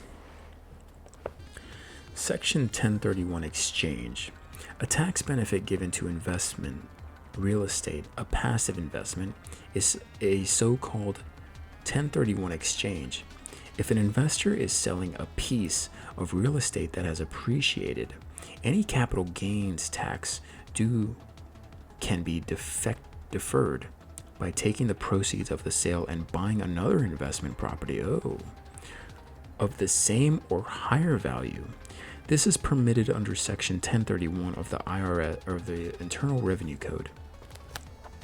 Note that this tax-deferred strategy is not permitted for personal use real property that is sold, such as a vacation home, nor can it be used when tangible business assets are sold. Interesting. A 3.8% medical tax on unearned income. Also, there is a 3.8% Medicare contribution tax on any unearned income. part of the healthcare reform package. Thus, dividend income, interest income, and capital gains will have this extra tax imposed. Jeez. Progressive tax. Net income from each of the three categories is taxed to the taxpayer's bracket. The tax law currently has 6 brackets, depending on income level, that increase from 10 to 37%. Our income tax system is a version of a progressive tax, where the tax rate increases progressively as one's income increases. Makes sense. A regressive tax. The other type of tax system is known as a regressive tax. Whether a person is rich or poor, the same tax rate is applied. For example, a sales tax is regressive because the same percentage is taken on all purchases. However, it is felt more keenly by a poor person, for whom the rate takes a greater dollar amount of all of that person's income. Any tax that is based on a flat tax rate is considered to be regressive. I can see why. I can definitely see why. Everybody pays the same gas price. Yeah, I see that point. Tax treatment of stocks. The dividend received from common and preferred stocks are taxable as investment income in the year they are received. Received under the tax code means that the issuer drew the check that tax year. If a dividend was paid by the issuer on December 31st, 2023, but the check did not arrive until January 5th, 2024, the income is taxed in 2023. This is known as constructive receipt. Any expenses associated with holding stocks are deductible to the extent of income received from all portfolio investments. When an investor buys stock for tax purposes, he is considered an owner as of trade date, not settlement date. If he sells the position, the liquidation date is the trade date, not settlement date. Okay, I didn't know that. Funny little tidbit, but, useful. You never know what you're going to get tested on in this exam. It's a law exam, so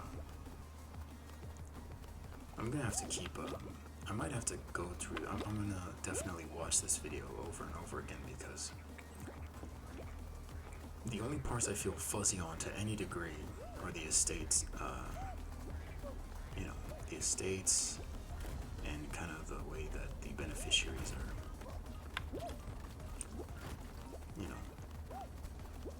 structured to benefit from what it is that they're going to get passed down to themselves.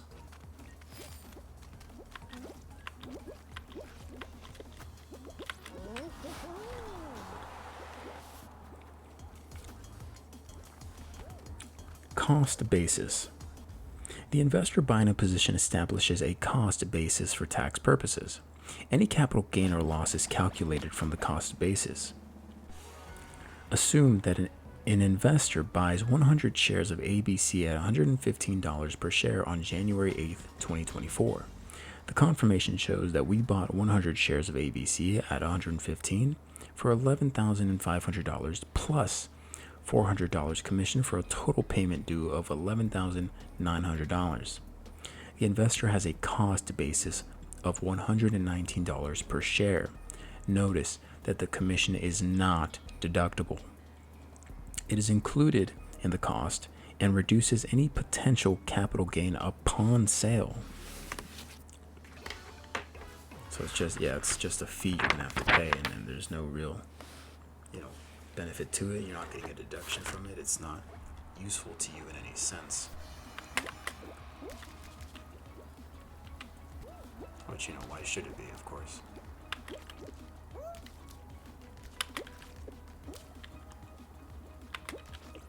This dude's moving ahead of me, wow.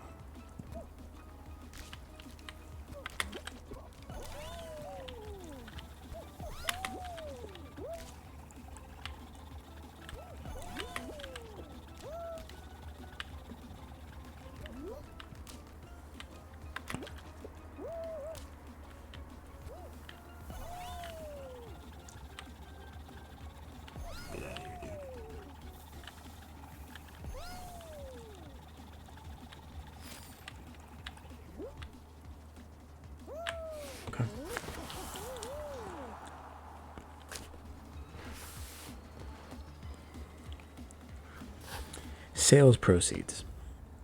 The sale proceeds for tax purposes are $1,060 per bond. What?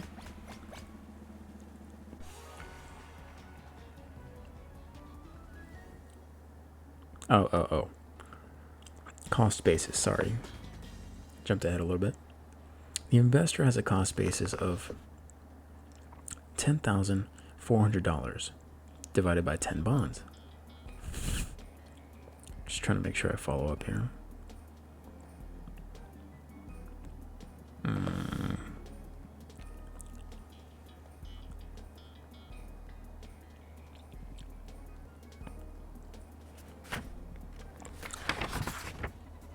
That's why we flipped the page. I was wondering why I jumped ahead so quickly. How much more do we have left just to check? I feel like I did this part already.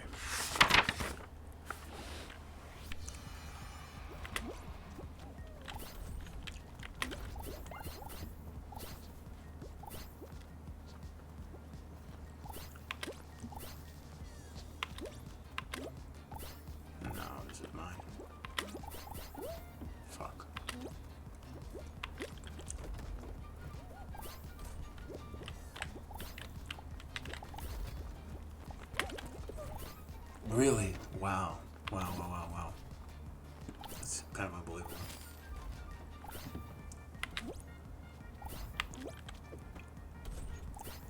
One at a time, kid. One at a time. Wow.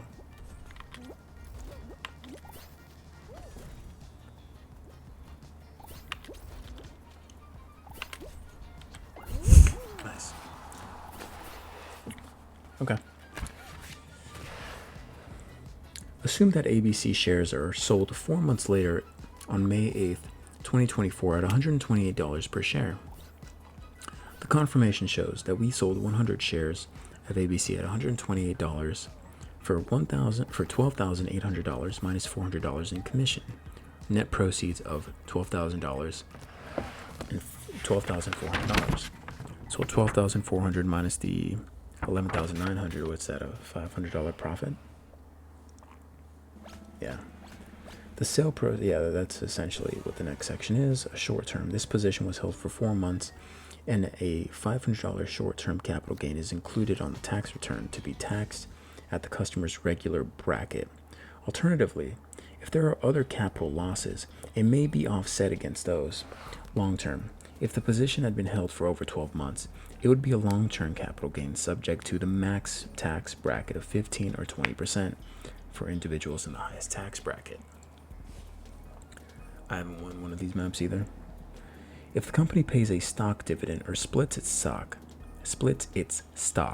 the cost basis of the security must be adjusted for tax purposes. Such payments are not taxable as income during that year instead. Oh, gotta focus up on this one.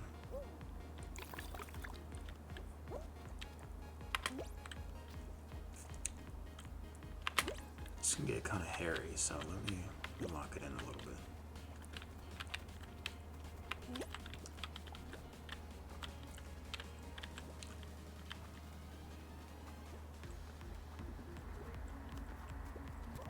Get the fuck off me, man.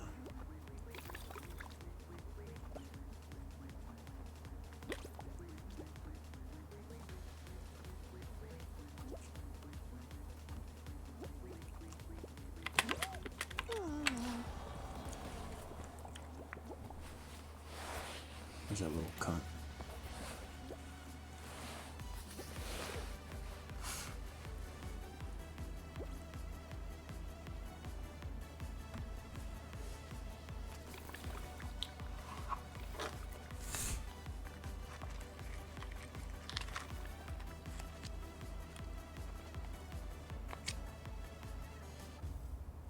Fuck.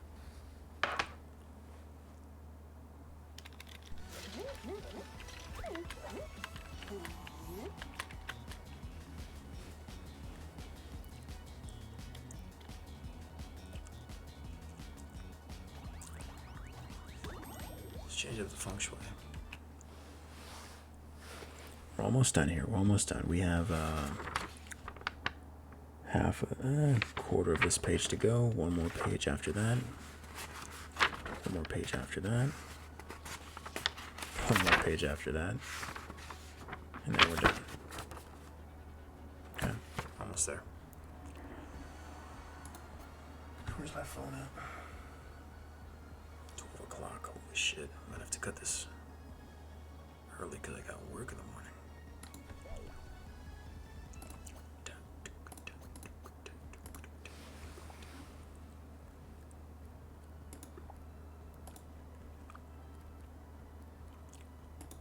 Oh, the white is too clean. The white is too clean.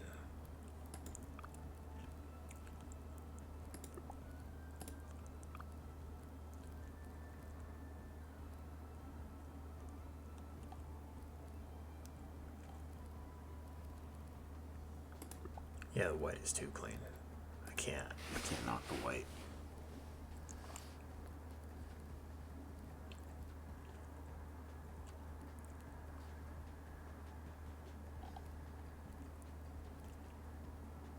Yeah, it's nice. I like that.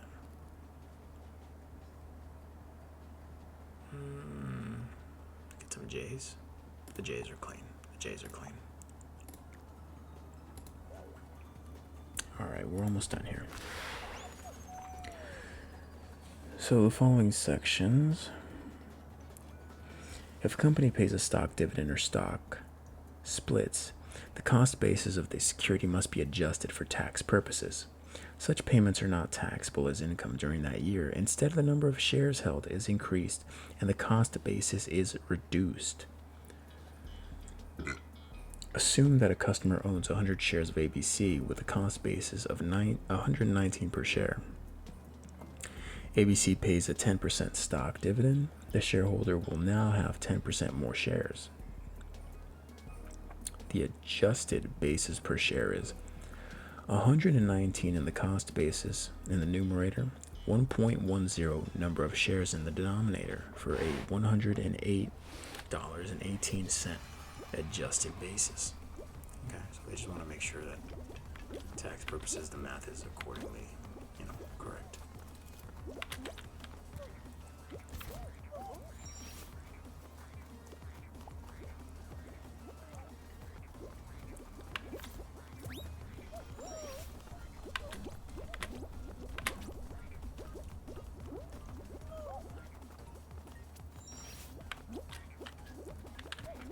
Whoa, fucking idiots.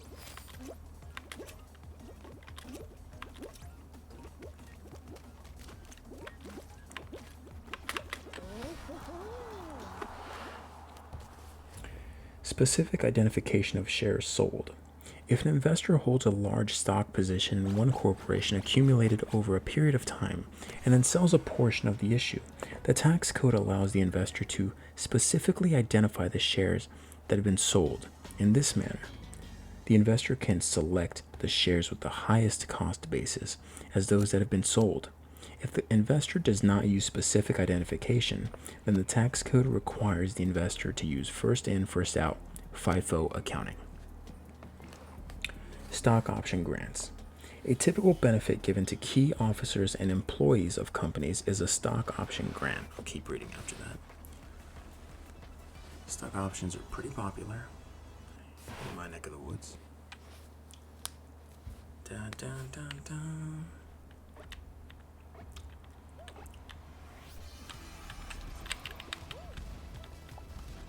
What are you idiots up to?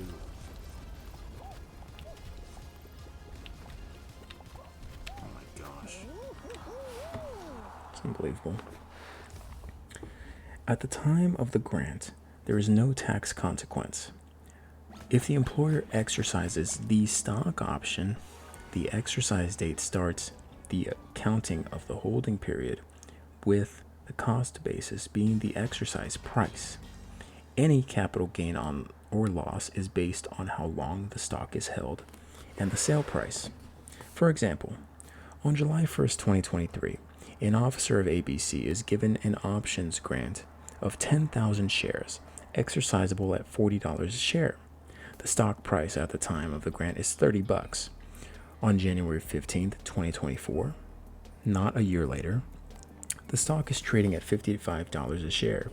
The officer exercises the options and immediately sells the stock. The cost basis is $40. The sale price is $55. The officer has a $15 per share short-term capital gain in 2024. Makes sense. Where are we at? What is this? I love your skin, dude. Looks nice. It's pretty far out, if I do say so myself.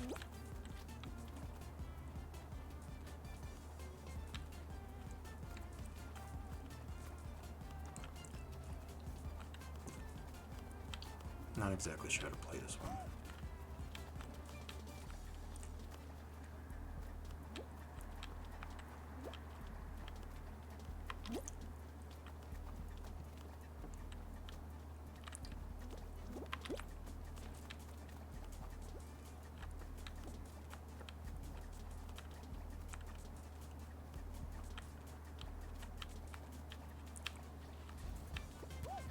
Oh,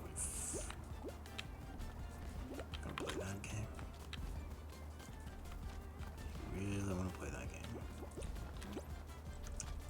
Remember him, Ryan. He's a shark.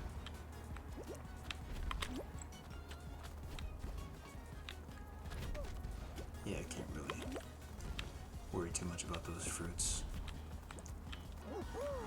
Nice. Tax treatment of corporate, treasury, and foreign government bonds. Interest received on corporate, U.S. government, and foreign government bonds. Recently, bonds issued by foreign governments such as France and Sweden have become popular investments. Didn't know that. Is taxable in the year receiving, using the same constructive receipt rules as for dividends. Any expenses associated with owning the bonds are deductible to the extent of investment income received. Holding periods are calculated in the same fashion, from trade date to trade date. The cost basis is the bond's purchase price plus any commissions paid. Any accrued interest paid by the buyer is not included in the cost basis. Rather, it is an expense deduction against other interest income received in that year. Yeah, makes sense. Makes sense. This shark is a problem.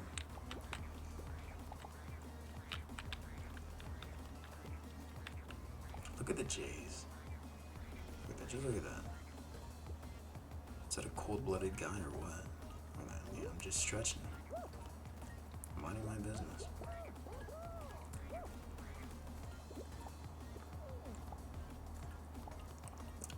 Dude's annoying the shit out of people.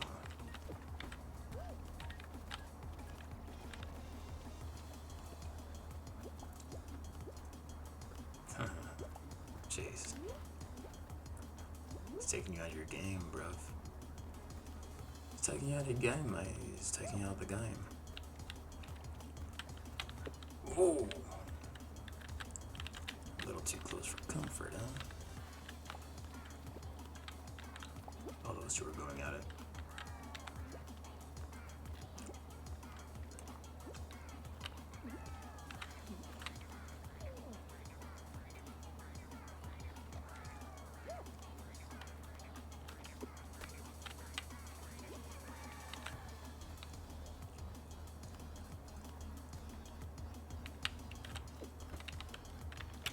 Yeah, that was a rough one. If the bond is sold, the sale proceeds for tax purposes is the sale price minus any commissions paid. Any accrued interest received is included in that year's tax return as taxable interest income. It is not included in the sale proceed. For example, a customer buys bonds on January 8th, 2024, with the confirmation stating we bought 10 ABC debenture at $100, which equals 10 month ABC debentures at $100, which is 10,000 plus 400 in commissions plus 500 in accrued interest due, for a total cost of $10,900. The investor has a cost basis of $10,400 divided by the 10 bonds. or $1,040 per bond. Notice that the commission is not deductible.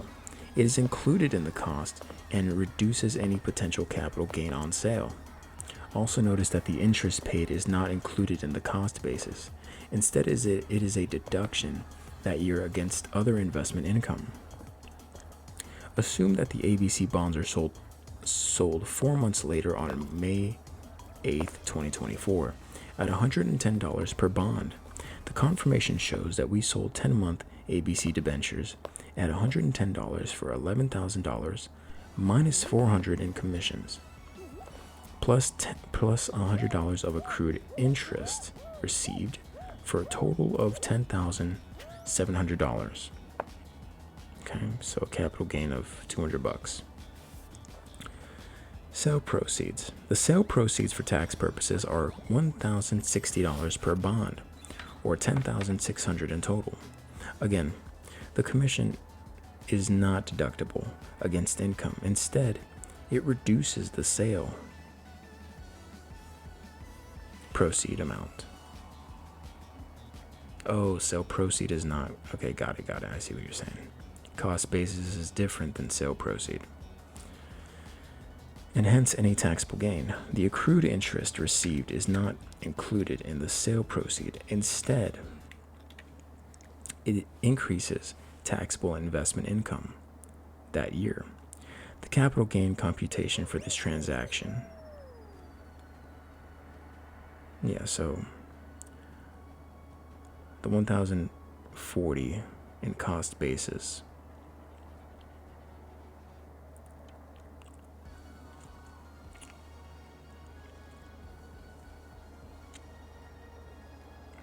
and you're selling at 1,060. Yeah, 1,040 is what you bought at. 1,060 is what you sold at. $20 per bond times 10, you're making $200. Got it. Tax treatment of municipal bonds. Can you tell it's getting late? Expenses of holding municipal bonds are not deductible. The rules for handling municipal bonds are different because the federal government cannot tax the interest income from the bonds. Since the interest income is not taxable, the expenses associated with holding muni bonds are not deductible. Since municipal bonds interest income is not taxable by the federal government, muni yields are lower than corporate yields. To have a valid comparison of municipal and corporate yields, two formulas are needed. And I'll get into that right now. So I'm going to do a quick quals, and we'll get back to it. I promise you.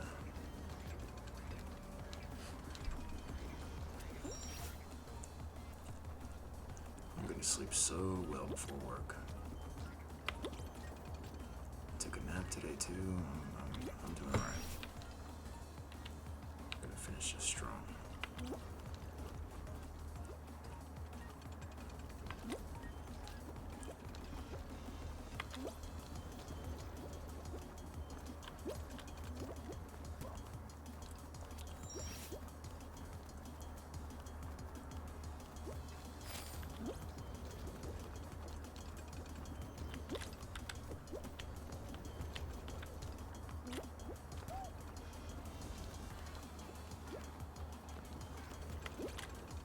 All right. Equivalent taxable yield is the tax-free yield divided by 100% minus the tax bracket. And the equivalent tax-free yield is the taxable yield multiplied by 100 minus the tax bracket.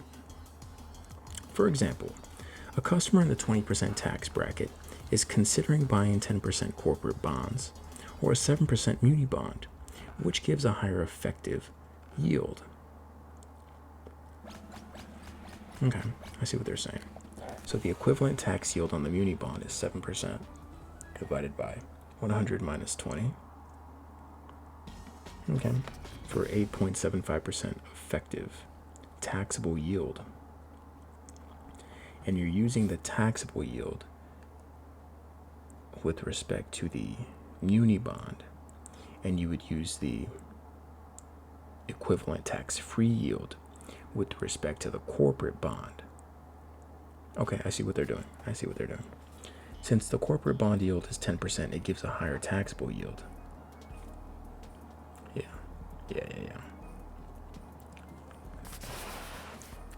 They're trying to compare apples to apples via formula, so it's doable. Definitely doable. All right, we're almost there.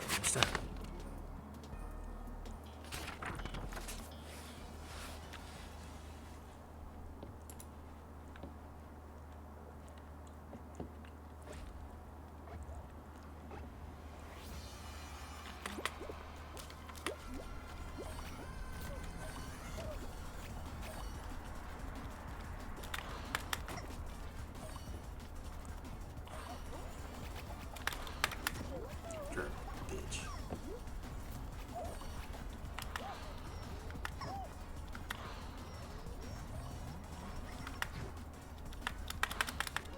Nice.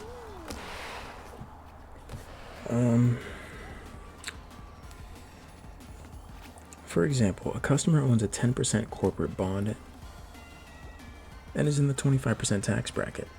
The customer is considering buying a muni bond. What is the equivalent tax-free yield? And they'll use the tax-free because the corporate is going to get taxed, so they want to compare it to something that would be tax-free. So if something that's tax-free is higher than what is taxable, they'll just go with what's tax-free. A lot of word salad, but it makes sense. So the tax-free yield is going to be 10% multiplied by 100 minus 25, which is going to equal a 7.5% yield. So if you can do the math, 7.5% tax-free yield is much better than the 7% muni bond. Donations. As a general rule, donations of appreciated property to a charity give the donor a tax deduction equal to the market value at the donation date. No tax is payable on the increase in value of the asset as long as it has been held for over 1 year. This is known as the stepped-up basis, and the cost basis to the recipient becomes the current higher market value. If the appropriated property is held for 1 year or less, tax is due on the increase in value. For example, an individual owns stock for a number of years that costs $40 a share, and it's now worth $60 a share.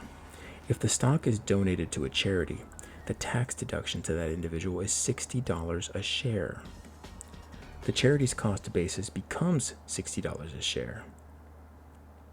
If donations of securities are made to family members or anyone other than a charitable organization, the cost basis to the recipient is the original cost basis of the donor as of the date of the gift.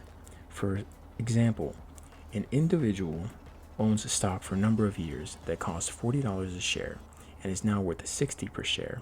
The stock is donated to a custodial account for this person's daughter. There is no tax deduction for the individual. This daughter's cost basis in that security becomes $40 a share as if it was hers when she first bought it. That would have been the price that she bought it at, technically.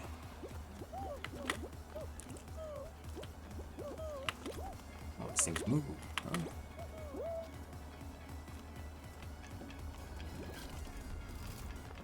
Gentlemen, I see you're all men of class.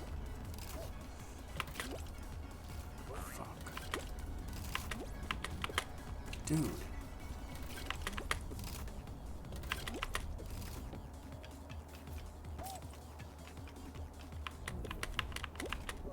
Dude, get me. God damn. No way I'm losing this. No way.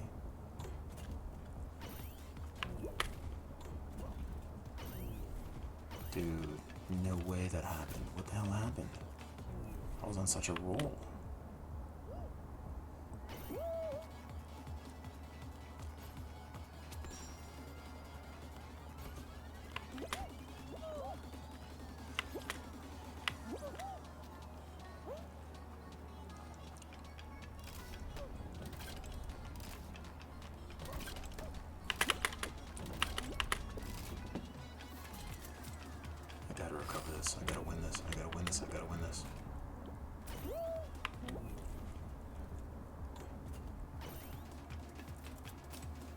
come too far. I've studied too far.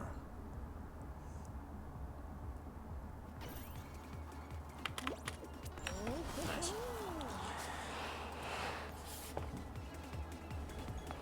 Please note that this is considered to be a gift, which is subject to the gift tax. Inherited securities cost basis. However, if a security is received as a result of an inheritance, the cost basis to the recipient is the fair market value as of the date of death. The estate is responsible for paying any estate tax liability on this asset. Corporations, trusts, and estates that invest in securities are treated in similar manners to individual investors. However, the tax rates paid are different and generally higher than individual rates. Please note that for trusts, there are two types of trusts. Revocable. Well, I'll do this right now. What is this one? Didn't I win this one before?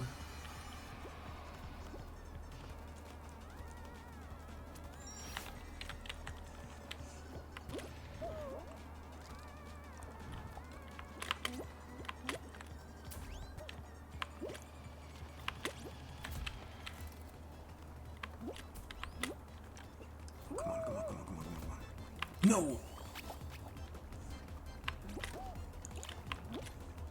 Shit. Oh, I think I had to be perfect and I wasn't.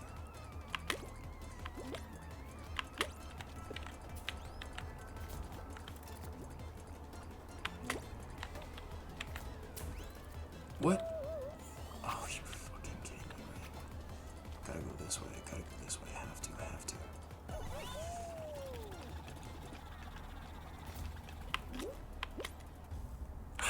God damn. Fuck. Could have been a good run.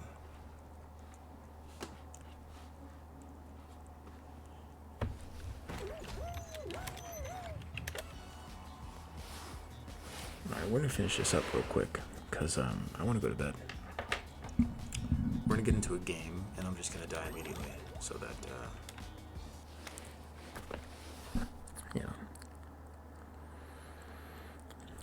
Revocable trust, where the grantor transfers assets into the trust, but has the right to take them back at a later date. That's revocable. Irrevocable, where the grantor transfers assets into the trust, but does not have the right to take them back at a later date. Income in a revocable trust is taxed at the rate of the grantor. If the grantor is an individual or a couple, then the income is taxed at a personal income tax rate, and the max is 37%. Income in an irrevocable trust is taxed at the rate for trusts. This is a schedule similar to that for personal income tax. A large corporate tax break is the dividend exclusion. If a corporation owns less than 20% of another company, 50% of dividends received are excluded from tax. If 20% or more is owned, the exclusion increases to 65%. Wow, I didn't know that.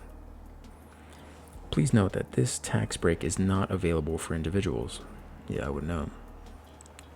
Interest earned by corporate investors on corporate and government obligations is fully taxable. Interest earned on municipal obligations is generally not taxed.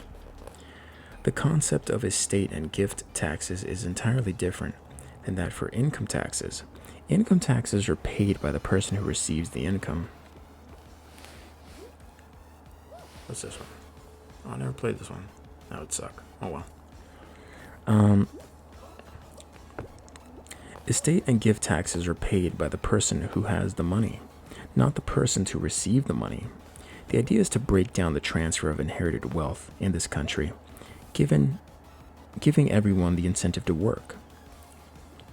I wonder how that's been working out. If a person dies, the tax is due on the estate to be paid by the estate. If a person gives a gift, tax is due on the gift to be paid by the donor, not the recipient. Estate and gift taxes are progressive, with the tax rate increasing at the size of the gift, or estate increases to a max rate of 40% in 2024. Well, something happened. Did I tab out or something? guess I have to play a little so they don't think I'm away.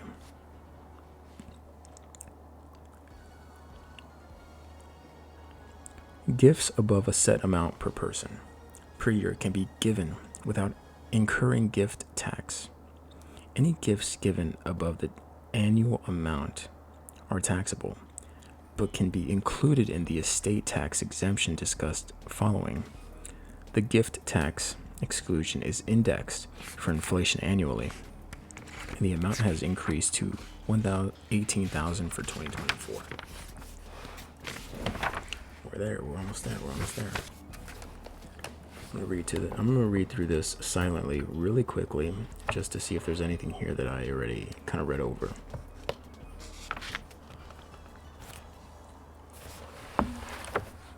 Just do this so I don't have to.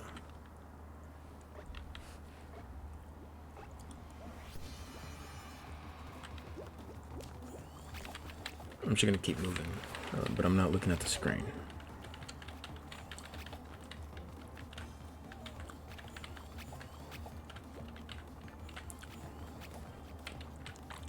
When a gift is given, the recipient assumes the lower of the donor's original cost, or the value of the securities on the date the gift is made, as their cost basis.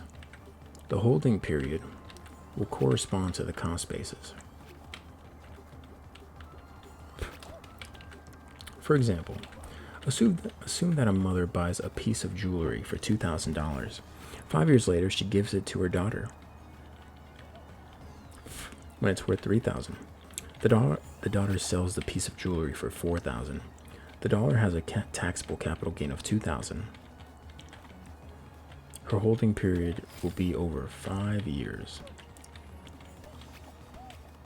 Also note in the above, the mother is not subject to the gift tax. Got it. A certain amount of estate adjusted for inflation annually is excluded from tax. In 2024, the adjusted exemption amount is $13,610,000. For married couples, if one spouse dies or gives a gift to the other, there is an unlimited marital exclusion from gift or estate tax. Such tax is due when the surviving spouse dies.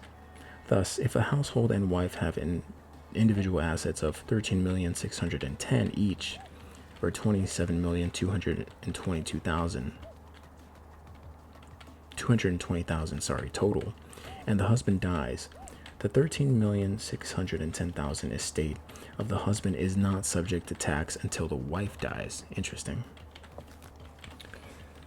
The way that the exclusion amounts from estate and gift tax is handled in the tax code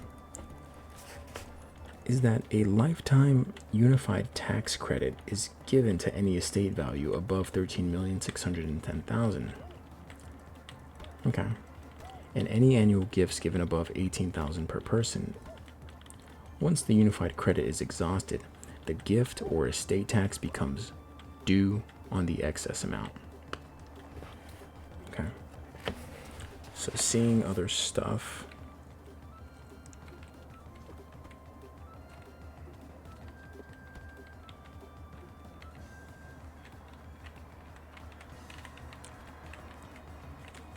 Okay. When calculating the value of the taxable estate over one value over $13,610,000, the IRS allows the executor to deduct funeral expenses, admin expenses, legal fees, claims against the estate, such as unpaid bills, mortgages against estate-owned property, assets donated to charities from the estate, and any estate tax liability owed to the state. Thus, only the net estate, after all deductions of more than $13,610,000, is taxable. When assets are inherited, the tax basis in the asset is the value at date of death. If the asset has appreciated, this is called a stepped-up basis. When an inherited asset is sold, any gain or loss is always treated as long-term. For example, assume that a mother buys a piece of jewelry on January for $2,000. The mother dies 1 month later in February, and she wills it to her daughter when it's worth $3,000. The daughter sells the piece of jewelry in June of the same year for $4,000. She has a long-term capital gain of $1,000. $4,000 sale proceed versus the $3,000 stepped-up cost basis. Note that even though the jewelry was held for less than 1 year before it was sold, the gain is still taxed at long term. Okay. Got it. So date of death is different than, the gift in terms of what the cost basis is going to be when you sell it. It's interesting. Securities valued at date of death. For estate tax purposes, any security position owned by the descendant are valued as of the date of death. If there is any tax due, the payment must be made by 9 months after the date of death. For taxable estates, the tax code permits the estate to elect an alternate valuation date for securities positions, which is set at 6 months after death. The executor would use this if the securities position fell in value in the 6 months after death to reduce estate tax liability. A tax strategy that was tried over the years to reduce estate taxes was to leave assets directly to persons 2 or more generations younger than the donor. For example, a donor could set up a trust for his adult child, leaving only the income from the trust to that adult child. And then when the adult child died, the principal would go to the grandchild. This strategy could result in a skip of estate tax, since it would only be paid by the donor on death, and not when the child died and the trust transferred its assets to the grandchild. Generation skipping tax. To avoid this, the tax code has a GST, generation skipping tax. If a gift or transfer is made to a person 2 or more generations younger, the GST is applied to the skip at the maximum estate tax rate. Alternate minimum tax. In theory, all of the tax deductions we have covered can be used by a taxpayer to completely offset his passive income. If this were his only source of income, he would have no tax liability. Congress strikes again because it feels that everyone should pay some tax. Under the tax laws, the taxpayer must compute the alternative minimum tax. And if this amount is higher than the regular tax bill, they pay the higher amount. AMT tax rate equals 26% on the first $232,600 of income. The AMT has been called the tax on tax preference. If an investor relies on tax preference items to reduce regular tax liability excessively, the alternative computations adds back the preference items to taxable income, and a flat 26% tax rate is applied to the alternative income. For such income up to $232,600, for incomes above this, the tax rate increases to 28%. Oh, what a big change! Wow.